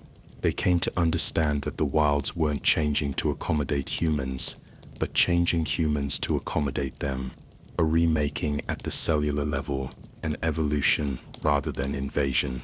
The writer described contact with others like them, beautiful beings only approximately human-shaped, becoming something magnificent that the guild would destroy if they knew. No confirmed accounts exist of what happens to hunters who stay in the wilds permanently. Guild expeditions to locate missing personnel invariably fail. However, one classified document, a journal recovered from a deep wilds monitoring station, describes a gradual transformation. The writer documented skin developing translucence, enhanced senses detecting creatures miles away, and voices in their head growing clearer, not human voices, but something older. By the end, the writer perceived the true nature of the wilds, not chaos, but complexity beyond human comprehension. They were being incorporated into a vast network spanning everything. The final entry announced completion of the transformation the next day, not death, but expansion, becoming more than they were, filled with wonder and the call of something greater. The rules of the hunt no longer apply. The guild is hiding something. The wilds are testing hunters, remembering them, changing them. The greatest hunt of all may not be for monsters, but for the truth itself. There exists one document the guild has sealed beyond all others, a text fragment recovered from ruins predating human civilization. The few who have seen it and remained sane afterward speak only obliquely of its contents. It suggests that the wilds are not transforming humanity into something new, but returning them to something ancient, that humans were once part of the same vast consciousness that permeates the wilds before they separated themselves through language, through tools, through the illusion of individuality. As the wilds become more overtly conscious, more directly engaged with those who enter them, a radical possibility emerges. Perhaps this was always the purpose. Perhaps the hunt was never about humans testing their strength against monsters, but about the wilds testing humanity's capacity for change. Some believe the wilds are preparing humanity for a coming cataclysm, forcing accelerated evolution to ensure survival. Others fear the wilds are simply experimenting, with no more care for human subjects than humans have shown for the monsters they hunt. The guild's highest echelons debate these possibilities endlessly, while the wilds continue their silent work, changing hunters hunt by hunt, expedition by expedition, generation by generation. Hunter philosophers speculate that humans were never the predators, but the candidates. The wilds have been watching, judging, measuring worthiness for something unknown, transformation, transcendence, or perhaps extinction. The patterns of change in the wilds accelerate when hunters enter, as if the land responds specifically to human presence, testing different approaches, learning from each encounter, like an immune system, identifying a potential threat, or a mind studying a new phenomenon. The oldest hunting traditions speak not of conquest over monsters, but of proving oneself worthy through the hunt. Indigenous teachings suggest that hunting was never about domination, but transformation, hunters changing themselves through their encounters with the wild. The hunt, in this light, is not evolution, but reconciliation, the slow, painful process of remembering what was forgotten, of returning to a connection severed long ago. As one dying guild master whispered, "We are not becoming, we are remembering, and when the last hunter remembers what we truly are, then all hunts will finally end." Whether this represents transcendence or extinction, liberation or absorption, remains the final, unanswered question of the wilds. As hunters continue to venture into territories beyond understanding, as the guild continues its desperate efforts to control knowledge of what happens there, as the wilds themselves continue to reach out through whispers and transformations and silent, watching beasts, the answer draws closer, hunt by hunt, day by day. The role of hunters in the world has never been what they believed it to be, and the truth, when it finally emerges from the wilds, may be more monstrous or more miraculous than anything humanity has ever hunted. As hunters venture deeper into the unexplored territories, the foundations of what they believed about the world begin to crumble. Beneath ancient soil and tangled roots lie secrets that challenge everything the guild has taught. History, it seems, did not begin with humanity. Time has a way of burying truths, of erasing civilizations, of turning mighty empires to dust and legend. But in the wilds, where reality itself is mutable, the past refuses to stay buried. It seeps upward like groundwater breaking through the crust of the present. The deeper hunters delve, the more evidence they uncover of a disturbing truth. They stand not at the pinnacle of history, but merely as its latest chapter. There were others, before the guild, before human history was even recorded. Their ruins still stand, their tools remain, and their secrets are beginning to resurface. There are ruins in the wilds that should not exist, cities carved from stone that does not match the land, structures built for something far larger than humans, roads leading to nowhere, towers that have no doors, no windows, and yet remain untouched by time. Who walked these lands before us? What did they leave behind, and why did they disappear? The guild has always denied that civilizations existed before humanity, that ruins like these are natural formations, eroded by time. But the hunters who have seen them know better. Hunters have found ancient halls where torches still burn, statues of creatures that do not appear in any bestiary, and the most unsettling discovery: maps, detailed carvings of lands that do not exist today, coastlines that have shifted, rivers that once flowed but now run dry, as if the ruins themselves remember a world that has long since been erased. Who lit them? A hunter once discovered a city buried beneath the sand, stone streets stretching for miles, towers reaching toward the sky, and at its center, a temple, perfectly intact. When they entered, the air was stale but undisturbed, and inside, the torches along the walls were still burning. Some of these ruins are not abandoned. These ancient cities share one common element, a peculiar black stone that forms their core structures. This material defies analysis. It absorbs light rather than reflecting it. It feels warm to the touch, even in the coldest environments. And most disturbing of all, it appears to repair itself. This is not stone. It is something else entirely, something pretending to be stone. When examined under sufficient magnification, the material appears to be composed of billions of microscopic structures, arranged in patterns too complex to be natural. We have found similar structures in only one other place: the brain tissue of elder dragons. Guild researchers who managed to extract samples reported that the stone fragments would slowly reconstitute overnight, forming back into their original shapes. When placed near each other, separated pieces would gradually migrate toward one another, as if drawn by an unseen force. A senior researcher wrote in his final report before disappearing, "And if they still burn, does that mean whoever was here might return?" The few hunters brave enough to explore these depths report that the water inside the ruins behaves strangely. It does not flow naturally, but moves in currents that seem to form words in an unknown script.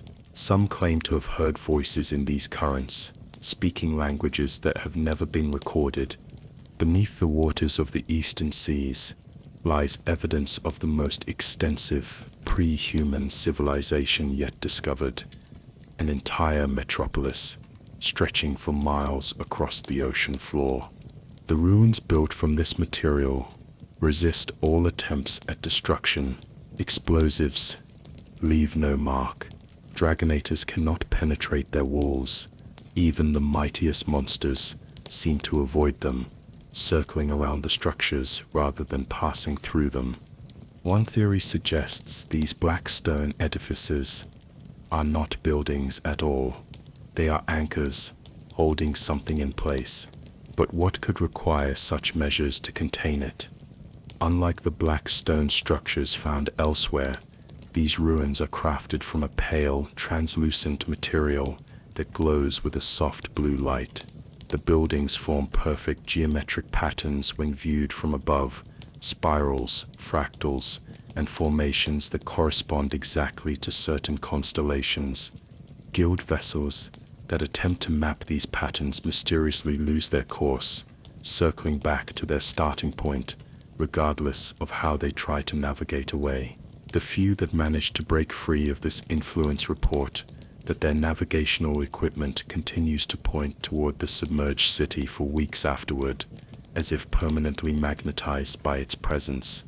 It started with small inconsistencies, explorers marking locations on their maps, only to return and find nothing.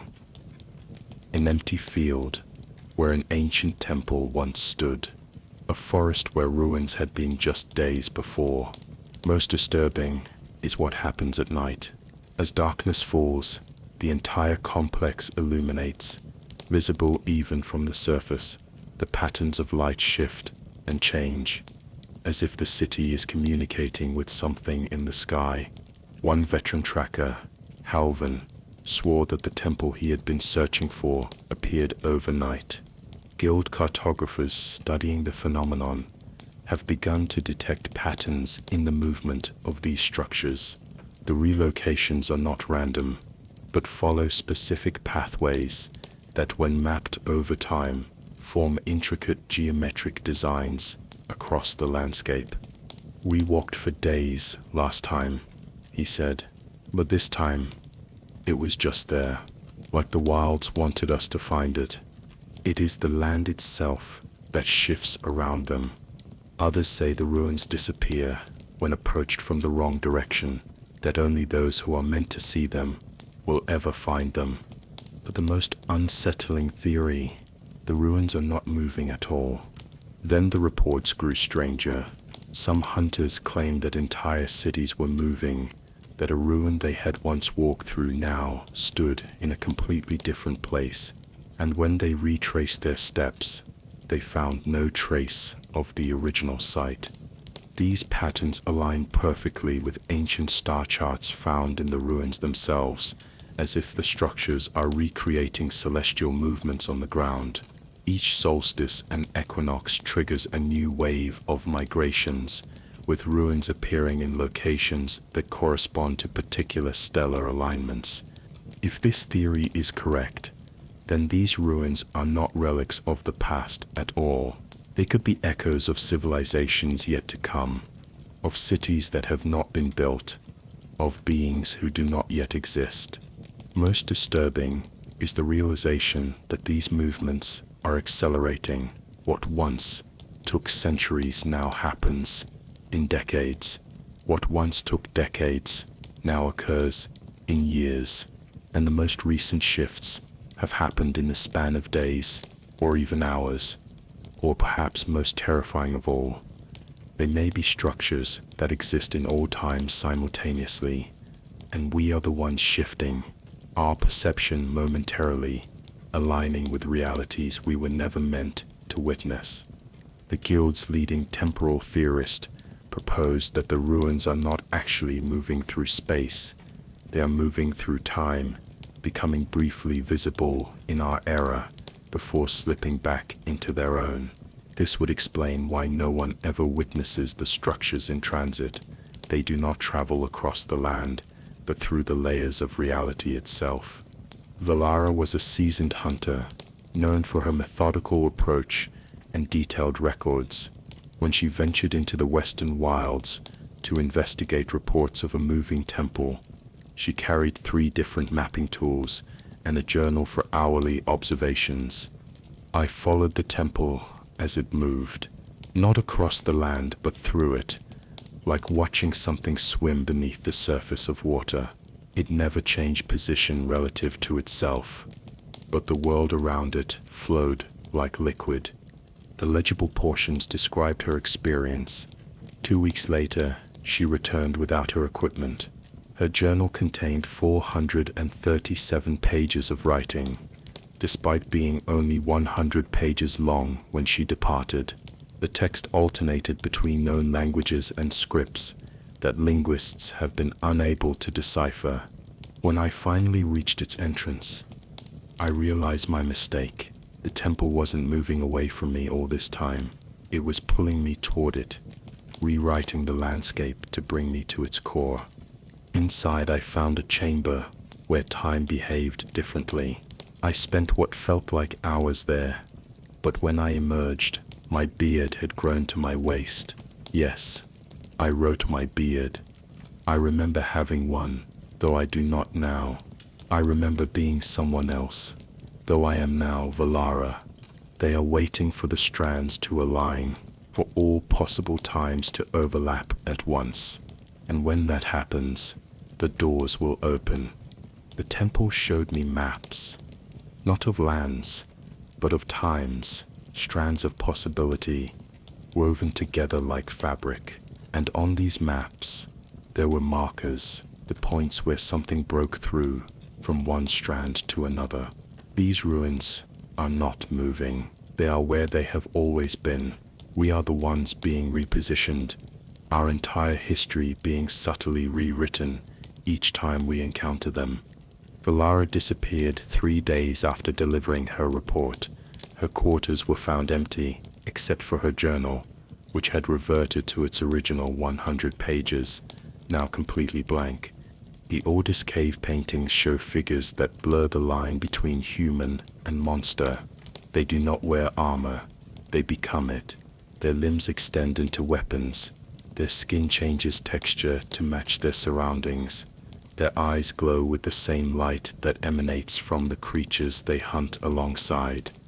In the deepest ruins, carvings tell of an order older than human civilization.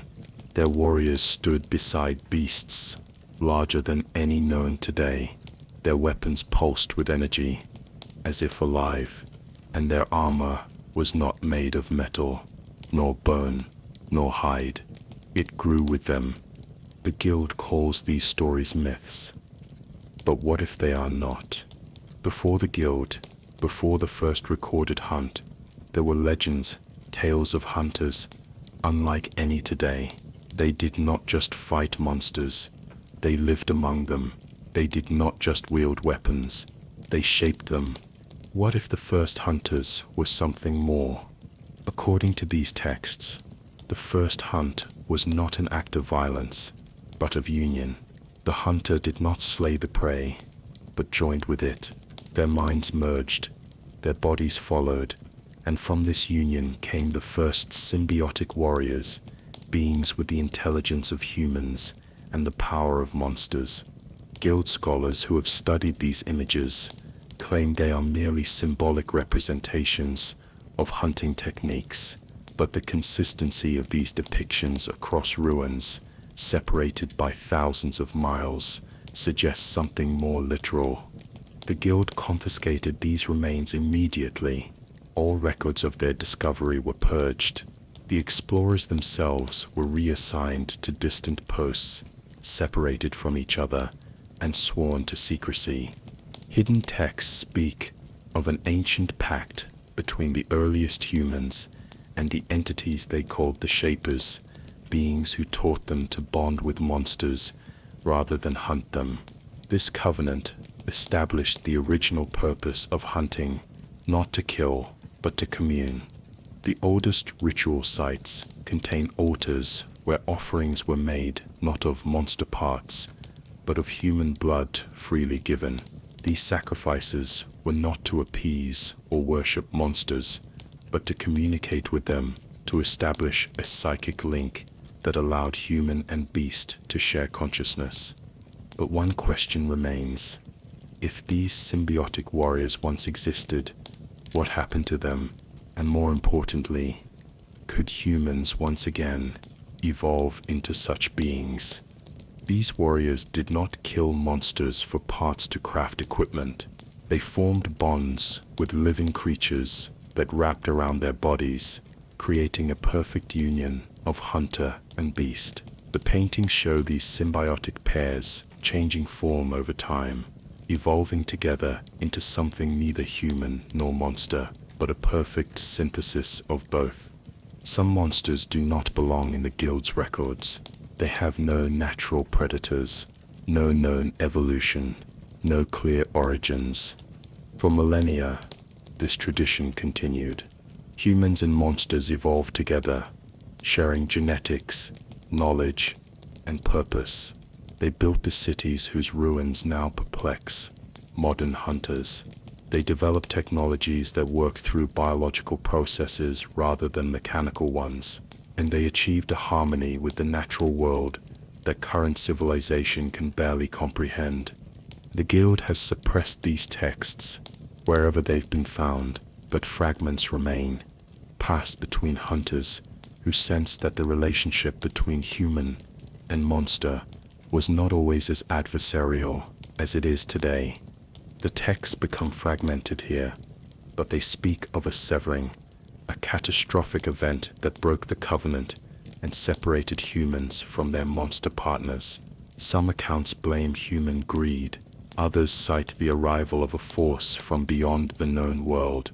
The most troubling versions suggest it was deliberate, that something feared the power these hybrid beings were developing and took steps to ensure they would never reach their full potential. If so, the guild's fear becomes clear. They are not just protecting humanity from monsters, they are preventing the re-emergence of something that transcends both. And as hunters spend more time in the wilds, as they forge deeper connections with the creatures they hunt, as their weapons and armor begin to exhibit strange properties that blur the line between tool and living tissue, some wonder if the ancient covenant is beginning to reform itself. Then something changed. In one remote site, explorers discovered preserved remains, a humanoid figure with a skeletal structure unlike any known species. Its bones contained growth patterns, similar to those of certain monsters, while its skull housed neural pathways found only in elder dragons. Most disturbing was the tissue connecting these elements, neither fully human nor monster, but a perfect integration of both. One hunter described an encounter with what he called the sleeper beast. His squad fought it, killed it, and left its body to rot. 3 days later, it was back, standing in the same place, as if the battle had never happened. And no matter how many times they are slain, they return. What if they are not alive in the way we understand life? Hunters have tracked creatures that do not hunt, do not feed, and do not reproduce. They simply exist. Some call these creatures immortal, others believe they are something else entirely. The guild maintains a classified list, known only to its highest-ranking members, the Perpetual Catalogue. This document records monsters that exhibit true immortality, returning after confirmed death, not through reproduction, but through exact reconstitution of the same individual. These creatures share certain traits. They do not interact with other monsters. They establish territories that align precisely with ancient ruins, and they display behavior patterns that repeat with mechanical precision, as if they are following a script written eons ago. What if they are echoes of something far older, repeating endlessly through time. Autopsies performed on these creatures reveal biological impossibilities. Their organs function without clear energy sources. Their cellular structures contain elements not found in nature, and most disturbing of all, their brains house structures identical to those found in the black stone architecture of the ancient ruins. One entry in the Perpetual Catalogue describes a creature known as the Rememberer, a serpentine monster that appears every 72 years in the same valley. It does not hunt, it does not feed. It simply coils around a specific rock formation and remains there for exactly 40 days before dissolving into particles that scatter on the wind. The leading theory suggests these immortal monsters are not creatures at all, but biological recording devices, living archives created by the ancient civilization to preserve knowledge that would otherwise be lost to time. Guild researchers who collected these particles reported that they reassembled themselves overnight into perfect miniature replicas of ancient ruins, structures that had never been documented but were later discovered buried deep beneath the valley floor. If this is true, then hunting them is not just futile, it may be destroying the last remaining records of a world long vanished, and knowledge that could be vital to humanity's survival. These beings move in ways that defy physics, disappearing from one location and appearing in another without crossing the space between. They leave footprints before they make them. They bleed before they are wounded. And most disturbingly, they sometimes react to attacks that have not yet been launched, dodging blows that hunters have only thought about delivering. More unsettling than the immortals are the monsters that hunters call aberrations, creatures that appear to exist partially outside normal time. If this theory is correct, these beings cannot truly be killed, at least not permanently. Slaying the creature in the present does nothing to its past or future iterations, which continue to exist and eventually reconstitute the continuity of its timeline. A veteran hunter described his encounter with one such creature. It knew every move before I made it, not like it was reading my body language, like it was reading my future. When I finally landed a strike, its body rippled, there's no other word for it, like the wound was traveling backward through its timeline, trying to find a place to settle. When we finally killed it, the body didn't stay. It aged, decades passing in seconds. It decomposed, then undecomposed. It cycled through these states, faster and faster, until it simply winked out of existence, like it was trying every possible moment in time to find one where it was still alive. More troubling is the evidence that prolonged exposure to these aberrations affects hunters in similar ways.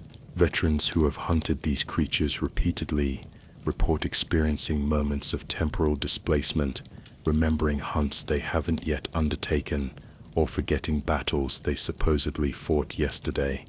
Guild temporal researchers have proposed that these aberrations are not moving through time.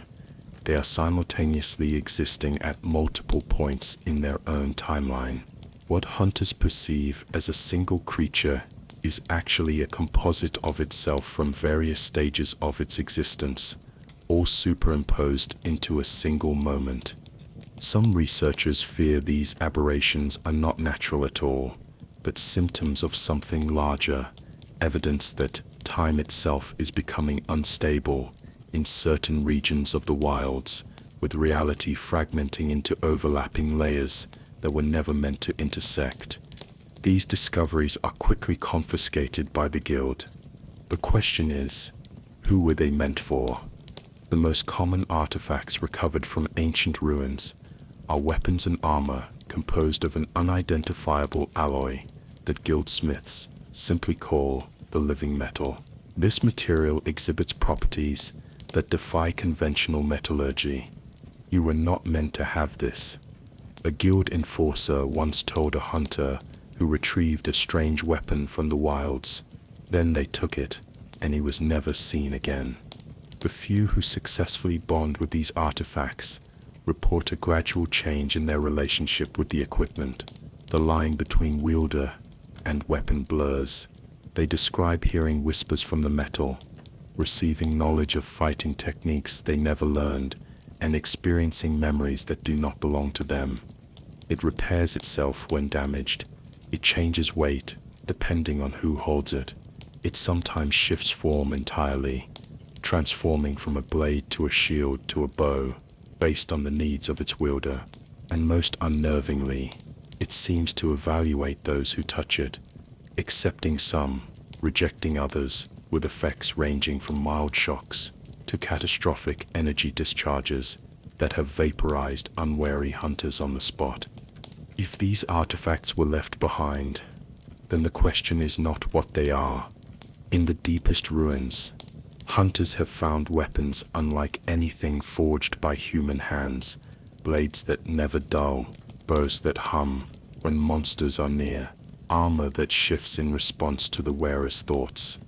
The most sophisticated artifacts are not weapons at all, but devices the guild classifies as nodes, small, geometrically perfect objects that when activated establish connections with all other nodes in a vast network spanning the entire known world.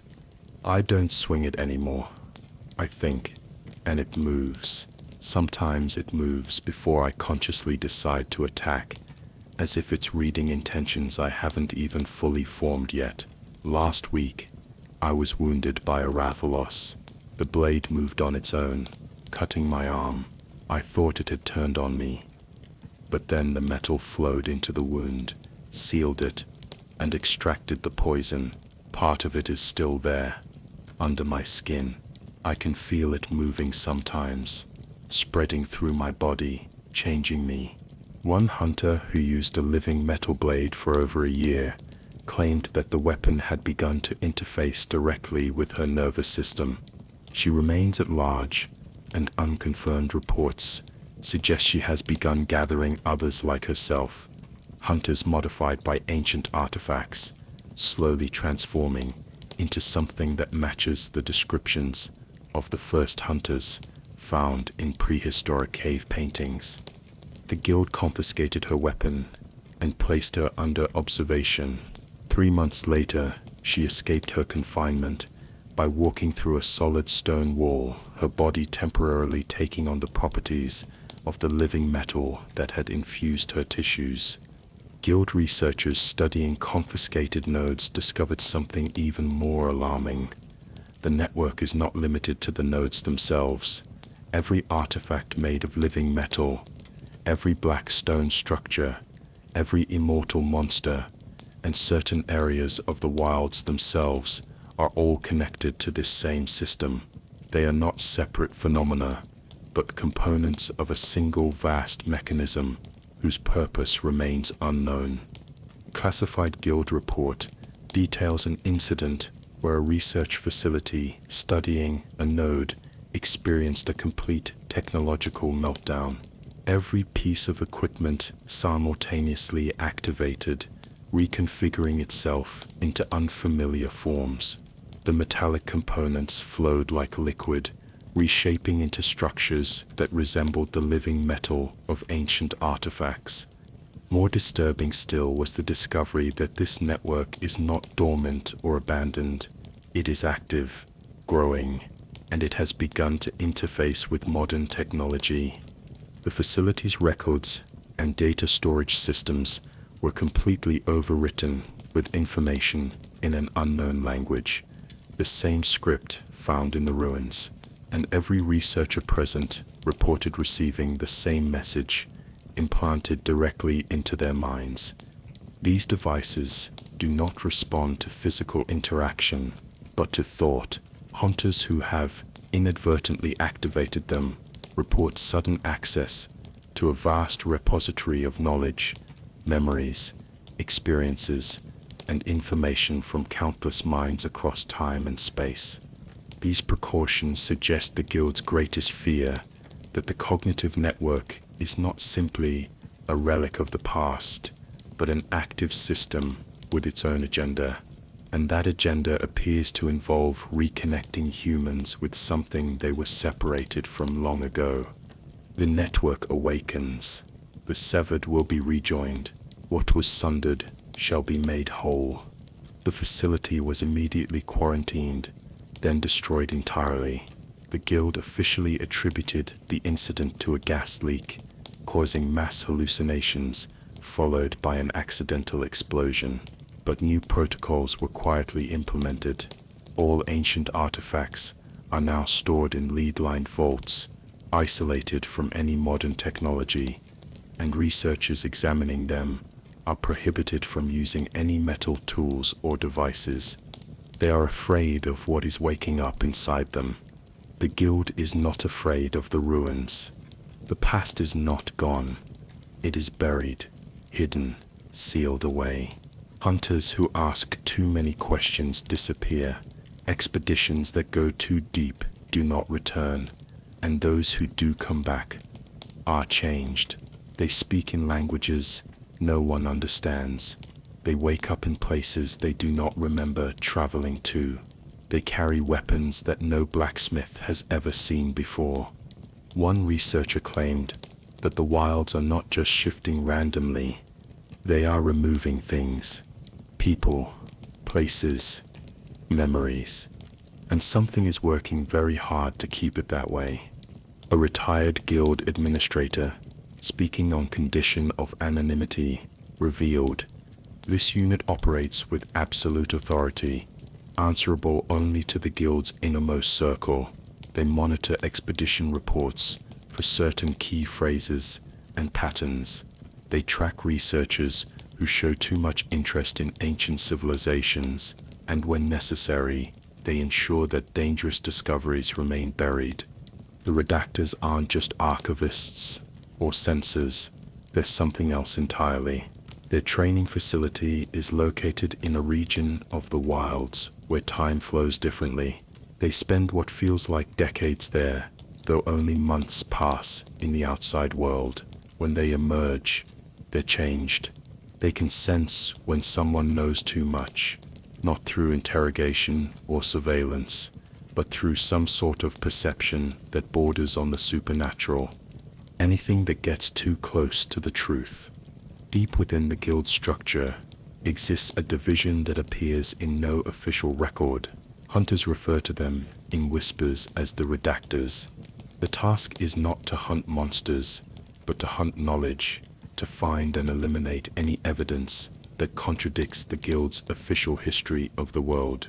I once saw one of them place his hand on a researcher's forehead. The man's eyes rolled back, and when he recovered, he had no memory of the ancient text he'd spent years translating.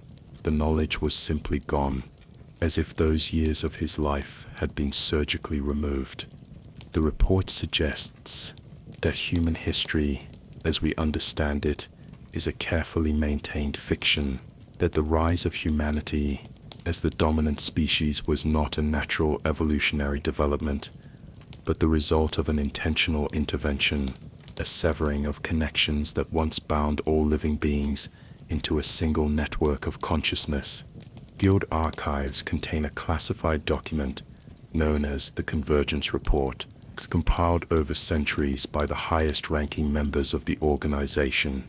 It outlines a theory so disturbing that knowledge of its contents is restricted to less than a dozen individuals worldwide.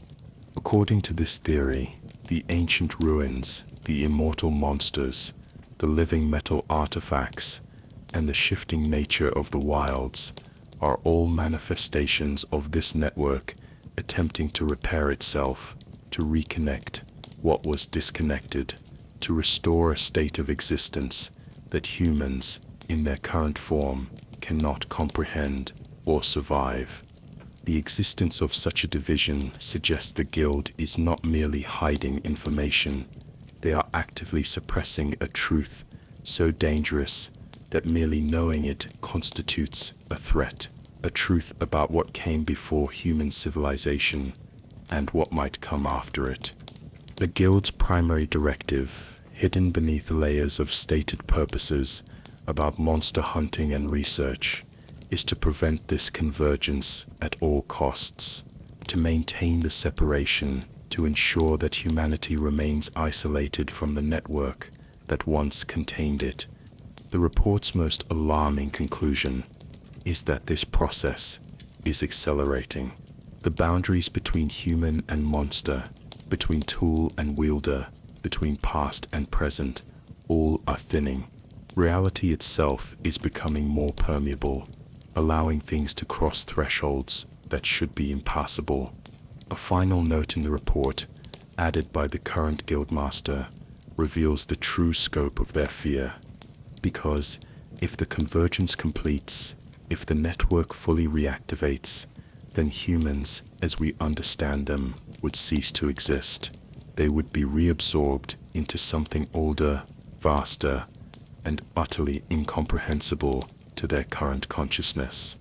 And at the center of this convergence is the wilds, not just a region, but a phenomenon. A place where the network's influence is strongest, where the severing is beginning to heal, where humans and monsters are slowly being drawn back into their original state of symbiosis. Something is stirring beneath the surface of the world. The monsters return. The ruins move. The weapons awaken. We are not fighting monsters. We are fighting our own past and future simultaneously. The things we hunt are not separate from us. They are what we once were and what we may become again. The ruins are not just remnants of a lost civilization. They are blueprints for what will replace our own. It is that something is hiding them. The words translated from an unknown language, read, and the guild knows it. One last warning was written on the walls of a ruin, discovered just weeks before it vanished without a trace. The truth is not that these civilizations are lost. You are not the first, and if you are not careful, you will not be the last. When hunters experience déjà vu, when they find paths changing behind them, when they encounter creatures that should not exist, they are not witnessing anomalies. They are glimpsing the true nature of the wilds as a living historical record, containing all possible iterations of itself across time. The shifting landscapes, the temporal distortions, the monsters that cannot truly die, all are manifestations of this memory function. The wilds do not simply exist in the present, they simultaneously contain every moment of their existence, from the distant past to the far future. The wilds themselves may be the greatest artifact left behind by the ancient civilization, not just a place, but a vast organic memory system recording everything that occurs within its boundaries. A guild researcher who devoted her life to this theory explained, "The very concept of truth would dissolve in a world where the past is not immutable, where cause and effect are no longer reliably sequential, and where reality itself becomes a matter of negotiation rather than fixed law." The wilds don't forget anything. Every footprint, every drop of blood, every breath taken within their domain, all are preserved perfectly within their memory. When a location seems to change overnight, it hasn't been physically altered. You're simply accessing a different layer of its memory, seeing it as it existed at another point in its history. This theory explains why the guild is so desperate to contain the wilds, not just to prevent their physical expansion, but to stop the spread of their mutable reality. If the principles governing the wilds were to extend beyond their current boundaries, all of human history could become as fluid and changeable as the paths within them. The ruins are moving with increasing frequency. The most troubling implication is that the wilds may be able to rewrite their own memories, not just preserving history, but actively revising it. If this is true, then reality within their boundaries is not fixed. Past events can be altered, future possibilities can become present facts, and the very continuity of existence becomes negotiable. These are not isolated phenomena, but symptoms of a single process reaching its culmination, what the ancients called the integration. According to texts recovered from the deepest ruins, the separation of humans from the greater consciousness network was never meant to be permanent. It was a temporary measure, allowing humanity to develop certain traits independently before being reintegrated into the greater whole. The immortal monsters are appearing in unprecedented numbers. The artifacts are activating spontaneously, even within the guild's secured vaults. The integration is this process of rejoining, the reconnection of human consciousness with the network that once contained it. The ruins, monsters, and artifacts are not just relics, but components of the mechanism designed to facilitate this process. The Guild's most classified documents suggest their leadership has known this from the beginning. Their true purpose was never to protect humanity from monsters, but to delay the integration, to keep humans separate, individual, and physically bounded for as long as possible. We thought we were preserving humanity by fighting this process. We may instead have been preventing its completion. What if we are not meant to remain as we are? What if our resistance has not saved us, but stunted us? The ancient civilization did not disappear. It evolved, transcended, became something beyond physical form, and it left behind these tools to ensure that those who came after would eventually follow the same path. A guildmaster's final testament, sealed until after his death, contained this warning, but the process has accelerated beyond their ability to contain it. The network is reactivating, the boundaries are thinning, and hunters on the front lines are experiencing the first stages of reintegration, their consciousness expanding, their connection to monsters deepening, their very bodies beginning to transform. The wilds are not our enemy, they are our origin and our destination. The monsters we hunt are not separate from us, they are reflections of what we have forgotten how to be, and the integration is not an end, but a transformation. The question is no longer whether the integration will occur, but what humanity will become when it does. As hunters venture deeper into the wilds, as they forge stronger connections with the creatures they hunt, as they begin to understand the ruins and artifacts left behind, they approach a threshold their ancestors crossed eons ago. I die with this fear that in our desperate attempt to remain human, we have denied ourselves the opportunity to become something greater. The network calls to us, the ancient ones await, and the door, so long barred, now stands open. And the wilds remember. They remember what we were before. They remember what we can become again. They remember what awaits us on the other side of the integration, called back to something we once were. The greatest hunt is not for monsters, but for this truth, a truth the guild has hidden, that the ruins have preserved, that the wilds themselves embody. We are the hunted. We are not the hunters. Something that has never forgotten us, something waiting patiently for us to remember.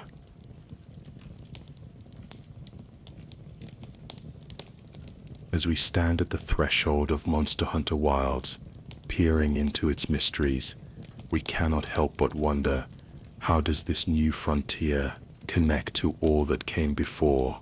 What ancient powers stir within its depths? And what does the future hold for hunters brave enough to venture into its ever-shifting landscapes? Some believe the wilds are not separate from the New World at all, but rather what remains of it after some cataclysmic event. The time frames align suspiciously well. The Research Commission reported discovering ruins of an ancient civilization that predated humanity. They catalogued elder dragons with unprecedented control over their environments, and most significantly, they encountered the Guiding Lands, an area where biomes impossibly coexisted, shifting and changing in ways that defied natural law. The question whispered among veteran hunters is inevitable. What became of the new world discovered in Monster Hunter World? Did the Research Commission's work lead to greater understanding or greater catastrophe? What if the Guiding Lands were merely the first manifestation of what would later spread to become the Wilds? What if the Research Commission's intrusion accelerated a process that was never meant to be disturbed? The answers remain elusive, hidden like treasures waiting to be unearthed. But hunters have always been explorers of the unknown, and so we begin to theorize, to speculate, to imagine what might lie ahead. Sound familiar? The last official communications from the New World described phenomena that match what we now observe in the wilds: temporal anomalies, monsters exhibiting impossible behaviors, hunters experiencing strange physical and mental changes after prolonged exposure to certain regions. Then silence. Did we abandon the New World, or did we quarantine it? And if the latter, did we fail? The Guild archives contain a sealed report, accessible only to the highest-ranking officials. Its title, The New World Containment Failure. The contents remain classified, but the implications are chilling. The elder dragon Zora Magdaros played a central role in the New World expedition. Its massive form contained enough bioenergy to reshape continents. The Research Commission successfully diverted it from reaching the Everstream, preventing a catastrophic release of energy.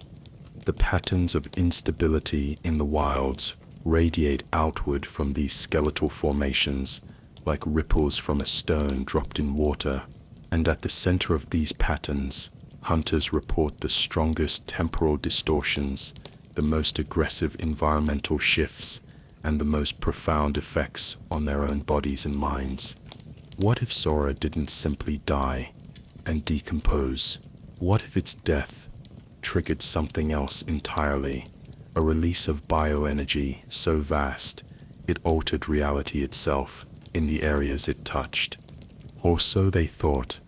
One theory suggests that Zora Magdaros was not just an elder dragon, but a biological anchor point for reality itself.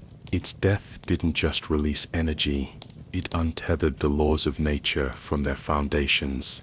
Hunters returning from the earliest expeditions into the wilds report finding colossal skeletal remains embedded in the landscape, bones larger than any known creature, partially transformed into mountain ranges and mesa formations.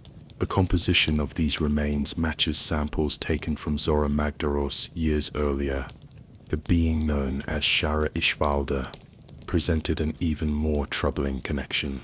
This elder dragon manipulated the very bedrock of the earth, using vibrations to liquefy stone and reshape terrain. More disturbing were its eyes, countless pupils that seemed to gaze not just at hunters, but through them, perceiving something beyond physical reality. The official explanation cited improper preservation techniques. The Research Commission believed they had slain Shara Ishvalda, but what if death works differently for such beings? Guild researchers who studied Shara's remains reported that its tissue continued to respond to stimuli days after death, its cells vibrating in patterns that seemed almost communicative. Before conclusive analysis could be completed, the specimens disappeared from Guild laboratories. Hunters in the wilds described phenomena that mirror Shara's abilities: stone flowing like water, terrain reshaping itself when unobserved, and most unnervingly, the sensation of being watched by eyes that cannot be seen. The truth may be far more disturbing. What if Shara Ishvalda was not a singular entity, but a colony organism? What if the creature hunters slew was merely a physical projection of something that existed primarily on another plane of reality. If so, then its death may have simply forced it to abandon its physical form, allowing its consciousness to spread in ways that were previously impossible.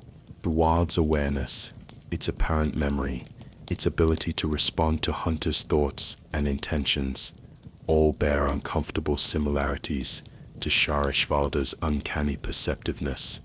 The deeper we delve into Monster Hunter lore, the clearer it becomes that the creatures hunters face are not merely animals, but manifestations of primordial forces that have shaped the world since its inception.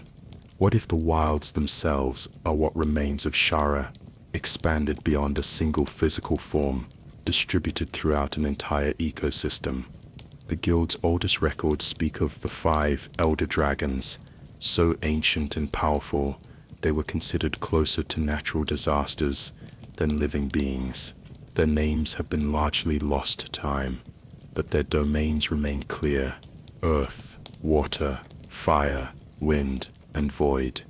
Of particular concern are reports of a black-scaled elder dragon whose presence distorts space around it. Hunters who have glimpsed this creature describe a sensation of looking at something their minds cannot properly process, as if the dragon exists in more dimensions than humans can perceive. Hunters speculate that recent elder dragon sightings in the wilds may indicate the awakening of these primordial forces once again. Guild scholars have tentatively identified this entity as the Void Dragon, one of the 5 spoken of in ancient texts. Its domain was neither physical destruction nor elemental fury, but something more fundamental: the spaces between reality, the gaps in existence itself. If this identification is correct, then its appearance in the wilds is no coincidence. The thinning boundaries between past and present, the temporal anomalies, the shifting landscapes, all could be manifestations of the Void Dragon's influence. One disturbing theory suggests that the Void Dragon is not simply awakening by chance, but being deliberately summoned. The placement of certain ruins in the wilds, when mapped from above, forms patterns reminiscent of an enormous summoning circle, and these patterns align precisely with locations where reality seems thinnest. What force could desire the awakening of such an entity, and to what end? Beyond the known classifications of monsters lies a category the guild refuses to officially acknowledge: creatures that defy the very definition of life itself. The most radical interpretation of the wild's nature builds upon this concept. What if the wilds are not merely changing, but evolving? What if the shifting landscapes, the temporal anomalies, the monsters that defy classification, all are symptoms of an ecosystem transcending its current form to become something entirely new? These entities, collectively referred to as the forbidden ecology, suggest a deeply unsettling possibility that what we perceive as distinct life forms may be merely different expressions of a single, vast biological network that spans not just the physical world, but planes of existence beyond our comprehension. Hunters speak in hushed tones of encounters with beings that seem to exist partially in our reality and partially elsewhere. They manifest not as cohesive organisms, but as assemblages of biological components that should not function together: organs without bodies, limbs that move independently of muscle or bone, eyes that follow hunters from within stone surfaces or empty air. Hunter reports describe encounters with creatures that control not just their own bodies, but the environment around them. These entities, which some have begun calling sovereignties, do not merely adapt to their surroundings, they reshape them according to their needs. If this is true, then hunters venturing into the wilds are not merely exploring a region, but witnessing the birth of a new type of reality altogether, one where the boundaries between creature and environment, between past and present, between individual and collective, all dissolve into something humanity has no framework to understand. But the wilds appear to be incubating something that transcends even this classification. The Guild's reluctance to investigate these phenomena may stem not from scientific skepticism, but from existential terror. If reality itself is mutable, then what becomes of those who have built their entire understanding of the world on the assumption of fixed natural laws? The evolution of predators within the hunting world has followed a clear progression. First came the basic monster classifications, then the variants and subspecies, then deviants, then tempered monsters, and finally, in the New World, the apex predators, creatures whose adaptive responses to threats elevated them beyond their base species. More troubling is the relationship between these entities and other monsters in their domains. Lesser creatures don't simply coexist with sovereignties, they act as extensions of them, moving with a coordinated purpose that suggests shared consciousness rather than simple pack behavior. A sovereignty does not flee when wounded. It alters the terrain to provide shelter. It does not search for prey. It transforms the ecosystem to draw prey toward it. It does not evolve over generations. It modifies its own body in real time, developing counters to hunter weapons and strategies within a single encounter. The Guild has documented at least 3 confirmed sovereignty class creatures in the wilds, each controlling a territory that grows larger with each expedition sent to map it. Within these territories, reality operates according to different rules that seem to favor the sovereignty's continued existence over all other concerns. The implications are staggering. If sovereignties continue to expand their territories, if their influence over reality itself continues to grow, then what we are witnessing is not merely the evolution of new apex predators, but the emergence of entities that transcend the traditional predator-prey relationship entirely. For centuries, the Guild has classified elder dragons as creatures that defy the normal classification system, beings whose life cycles, abilities, and ecological impacts place them in a category all their own. They are not simply the strongest creatures in their ecosystems, they are becoming the ecosystems themselves. But recent observations in the wilds suggest something unprecedented is occurring. Elder dragons are changing, not in the sense of normal adaptation or evolution, but transforming in ways that contradict our understanding of biology itself. A Teostra, observed in the western wilds, not only commanded fire, but appeared able to transmute matter itself, converting stone to magma and magma to obsidian with mere proximity. A Kushaladora was seen dissolving into mist before reforming, its metallic scales temporarily existing as vapor without losing their properties. The most disturbing case involved a Namyel whose body gradually became indistinguishable from the water it manipulated, until hunters could no longer determine where the elder dragon ended and the environment began. When they finally slew it, or thought they had, water throughout the region began behaving strangely, flowing against gravity and forming patterns that resembled Namyel's bioluminescent displays. Hunters report witnessing elder dragons that appear to be in flux between forms, their bodies partially dematerialized, existing simultaneously as solid matter and as energy fields that extend beyond their physical boundaries. These transforming elders exhibit abilities that blend and transcend their traditional elemental affiliations. Guild biologists have proposed a radical theory. What if elder dragons were never meant to be permanent physical entities? What if their corporeal forms are merely temporary vessels for energy beings that exist primarily in another state? And what if the conditions in the wilds are allowing these entities to begin shedding these limitations? If this theory proves correct, then the future of hunting may involve confronting elder dragons that exist as phenomena rather than creatures, storms that think, magma flows with purpose, electromagnetic fields that hunt with intention. The line between monster and natural disaster would not just blur, it would vanish entirely. The patterns we've observed suggest changes more profound than simply new weapons or new monsters. The very relationship between hunter and hunted appears to be transforming into something our traditions have no framework to understand.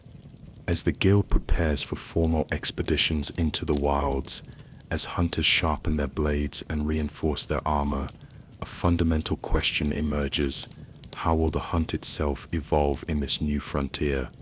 Hunters report weapons that respond to their thoughts, armor that adapts to threats without conscious direction, and most significantly, monster materials that retain aspects of their original nature even after crafting. The most immediate evolution may involve the relationship between hunters and their equipment. Traditional crafting has always incorporated monster parts into weapons and armor, but the wilds appear to be catalyzing a deeper integration. A blade made from the tail of a wilds-dwelling naga cougar doesn't simply maintain its sharpness, it sometimes moves independently, guiding the hunter's strikes. Armor crafted from wilds variants of known monsters doesn't just protect, it actively counters threats, hardening against blunt impacts or softening to absorb piercing attacks. These developments suggest a future where hunting equipment is not simply crafted but cultivated, grown rather than forged, partnered with rather than wielded.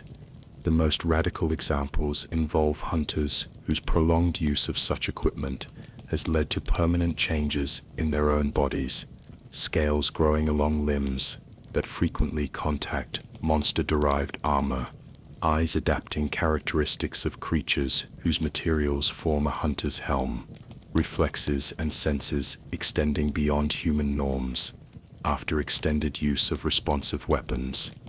Field physicians monitoring these changes have noted that they appear to be symbiotic rather than parasitic, the hunter and their equipment evolving together into something that transcends the capabilities of either alone. If this trend continues, the line between hunter, weapon, and monster may eventually dissolve entirely. The hunter of the future might not wield a switch axe. They might transform their arm into one. They might not wear Rathalos plate. Their skin might generate it naturally when threatened. The distinction between using monster parts and becoming part monster blurs with each expedition into the wilds. Beyond equipment evolution, the nature of the hunt itself appears to be transforming. Traditional tracking, trapping, and combat techniques prove increasingly ineffective against creatures that can manipulate reality and perceive intentions. Hunters have begun developing counterintuitive approaches that would have been considered nonsensical in previous generations. Some report success in hunting backwards, beginning with the assumption that the monster is already captured, and working in reverse to create conditions where this becomes true. Most radical are the hunters who have abandoned combat entirely, instead adopting methods of conceptual capture, defining the monster's nature through elaborate documentation rituals that somehow constrain the creature's ability to manifest fully in reality. Others have found that monsters in certain regions of the wilds respond not to physical threats, but to symbolic ones. A ritual involving miniature effigies and specific movement patterns proves more effective in luring certain creatures than any scent or sound bait.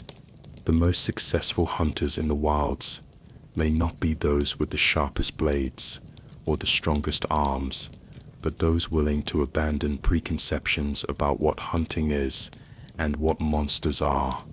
These approaches blur the line between hunter and researcher, between combat and communion.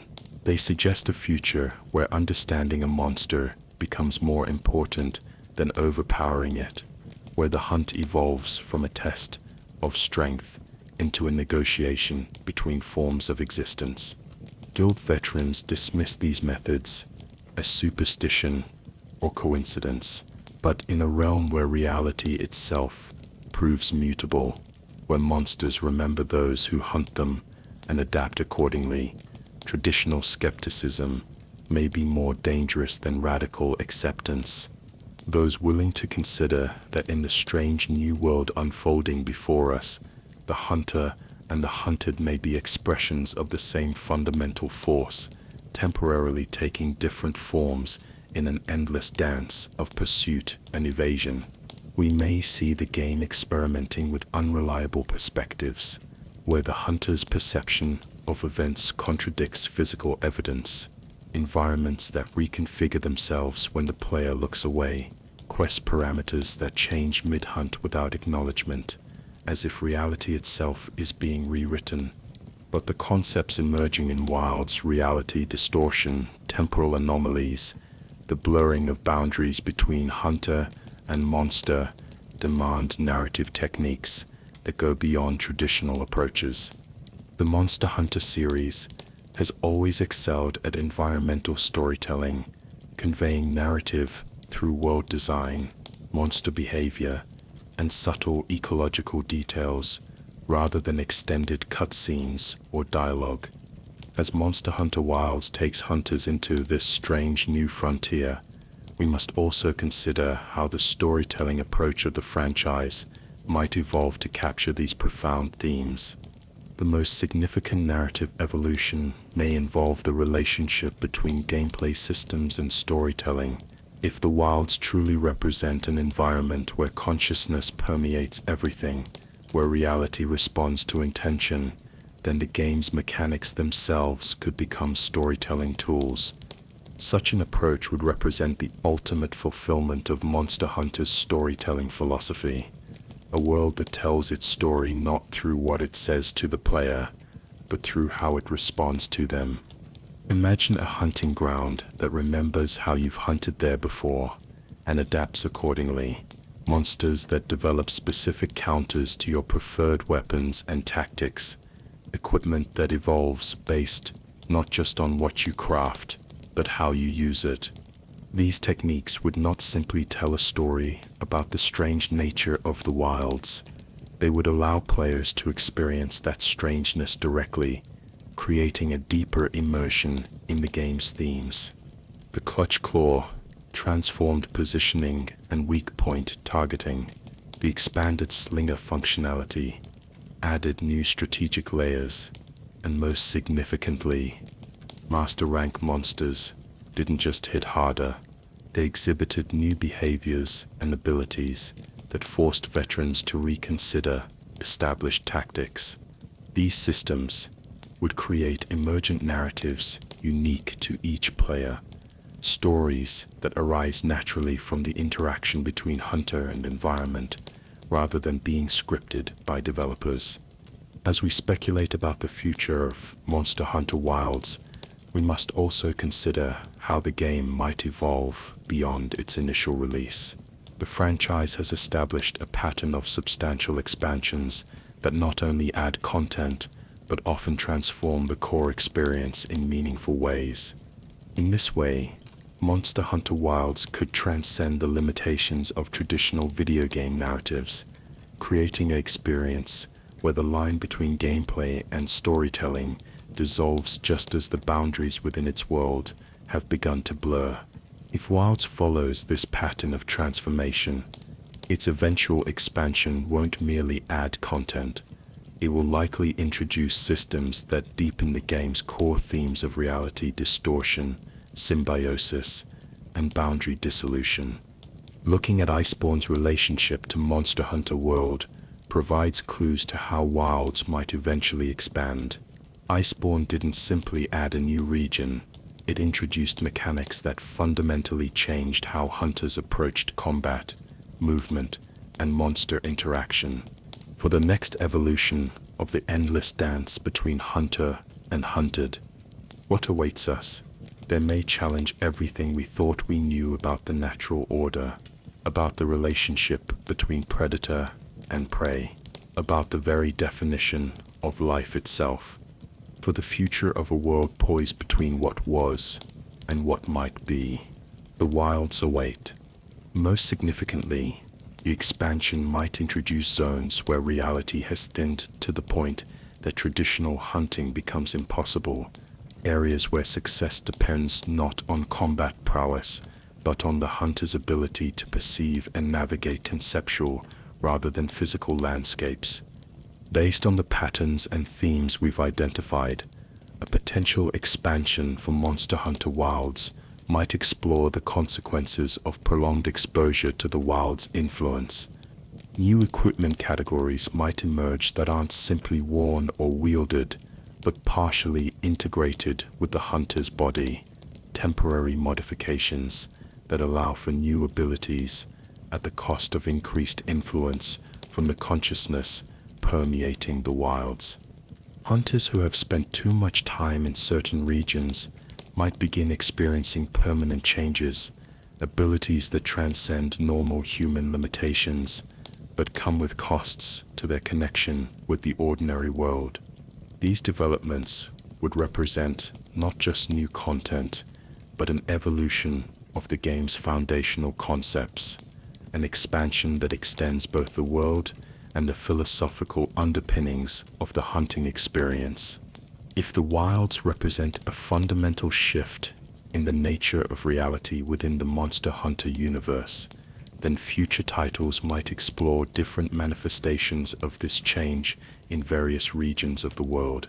A future main series game might explore regions where the influence of the wilds has been contained or redirected rather than simply resisted, creating societies that have developed entirely new relationships with monsters and the hunt. We might see a Monster Hunter Stories entry that delves into how the bond between rider and monster evolves in a world where the boundaries between species are dissolving. Looking further ahead, the concepts introduced in Wilds could potentially influence the entire franchise, creating connections between games that transcend traditional sequels and spin-offs. These expansions of the core concept would allow the franchise to evolve beyond simply adding new monsters and weapons, instead exploring the philosophical and ecological questions raised by Wilds in increasingly sophisticated ways. The Wilds call to us now, strange, shifting, alive with possibilities we can barely comprehend, and as always, we will answer that call. For we are hunters, and the greatest hunt of all is not for monsters, but for understanding. The Wilds represent not just a new region to explore, but a fundamental reimagining of what Monster Hunter can be. A space where the boundaries between hunter and monster, between tool and wielder, between past and present, all grow thin enough to cross. As we stand at the threshold of Monster Hunter Wilds, we find ourselves peering into a future both thrilling and uncertain. The familiar rhythms of the hunt, track, engage, capture, or slay, craft, repeat, may soon give way to something far more complex and profound. For the truth that lies at the heart of the wilds. But hunters have always been pioneers of the unknown. From the earliest days of the franchise, we have ventured into territories others feared to tread, faced creatures others could scarcely imagine, and returned with knowledge that transformed our understanding of the world. The hunt begins anew, and what we become there may transcend everything we once were.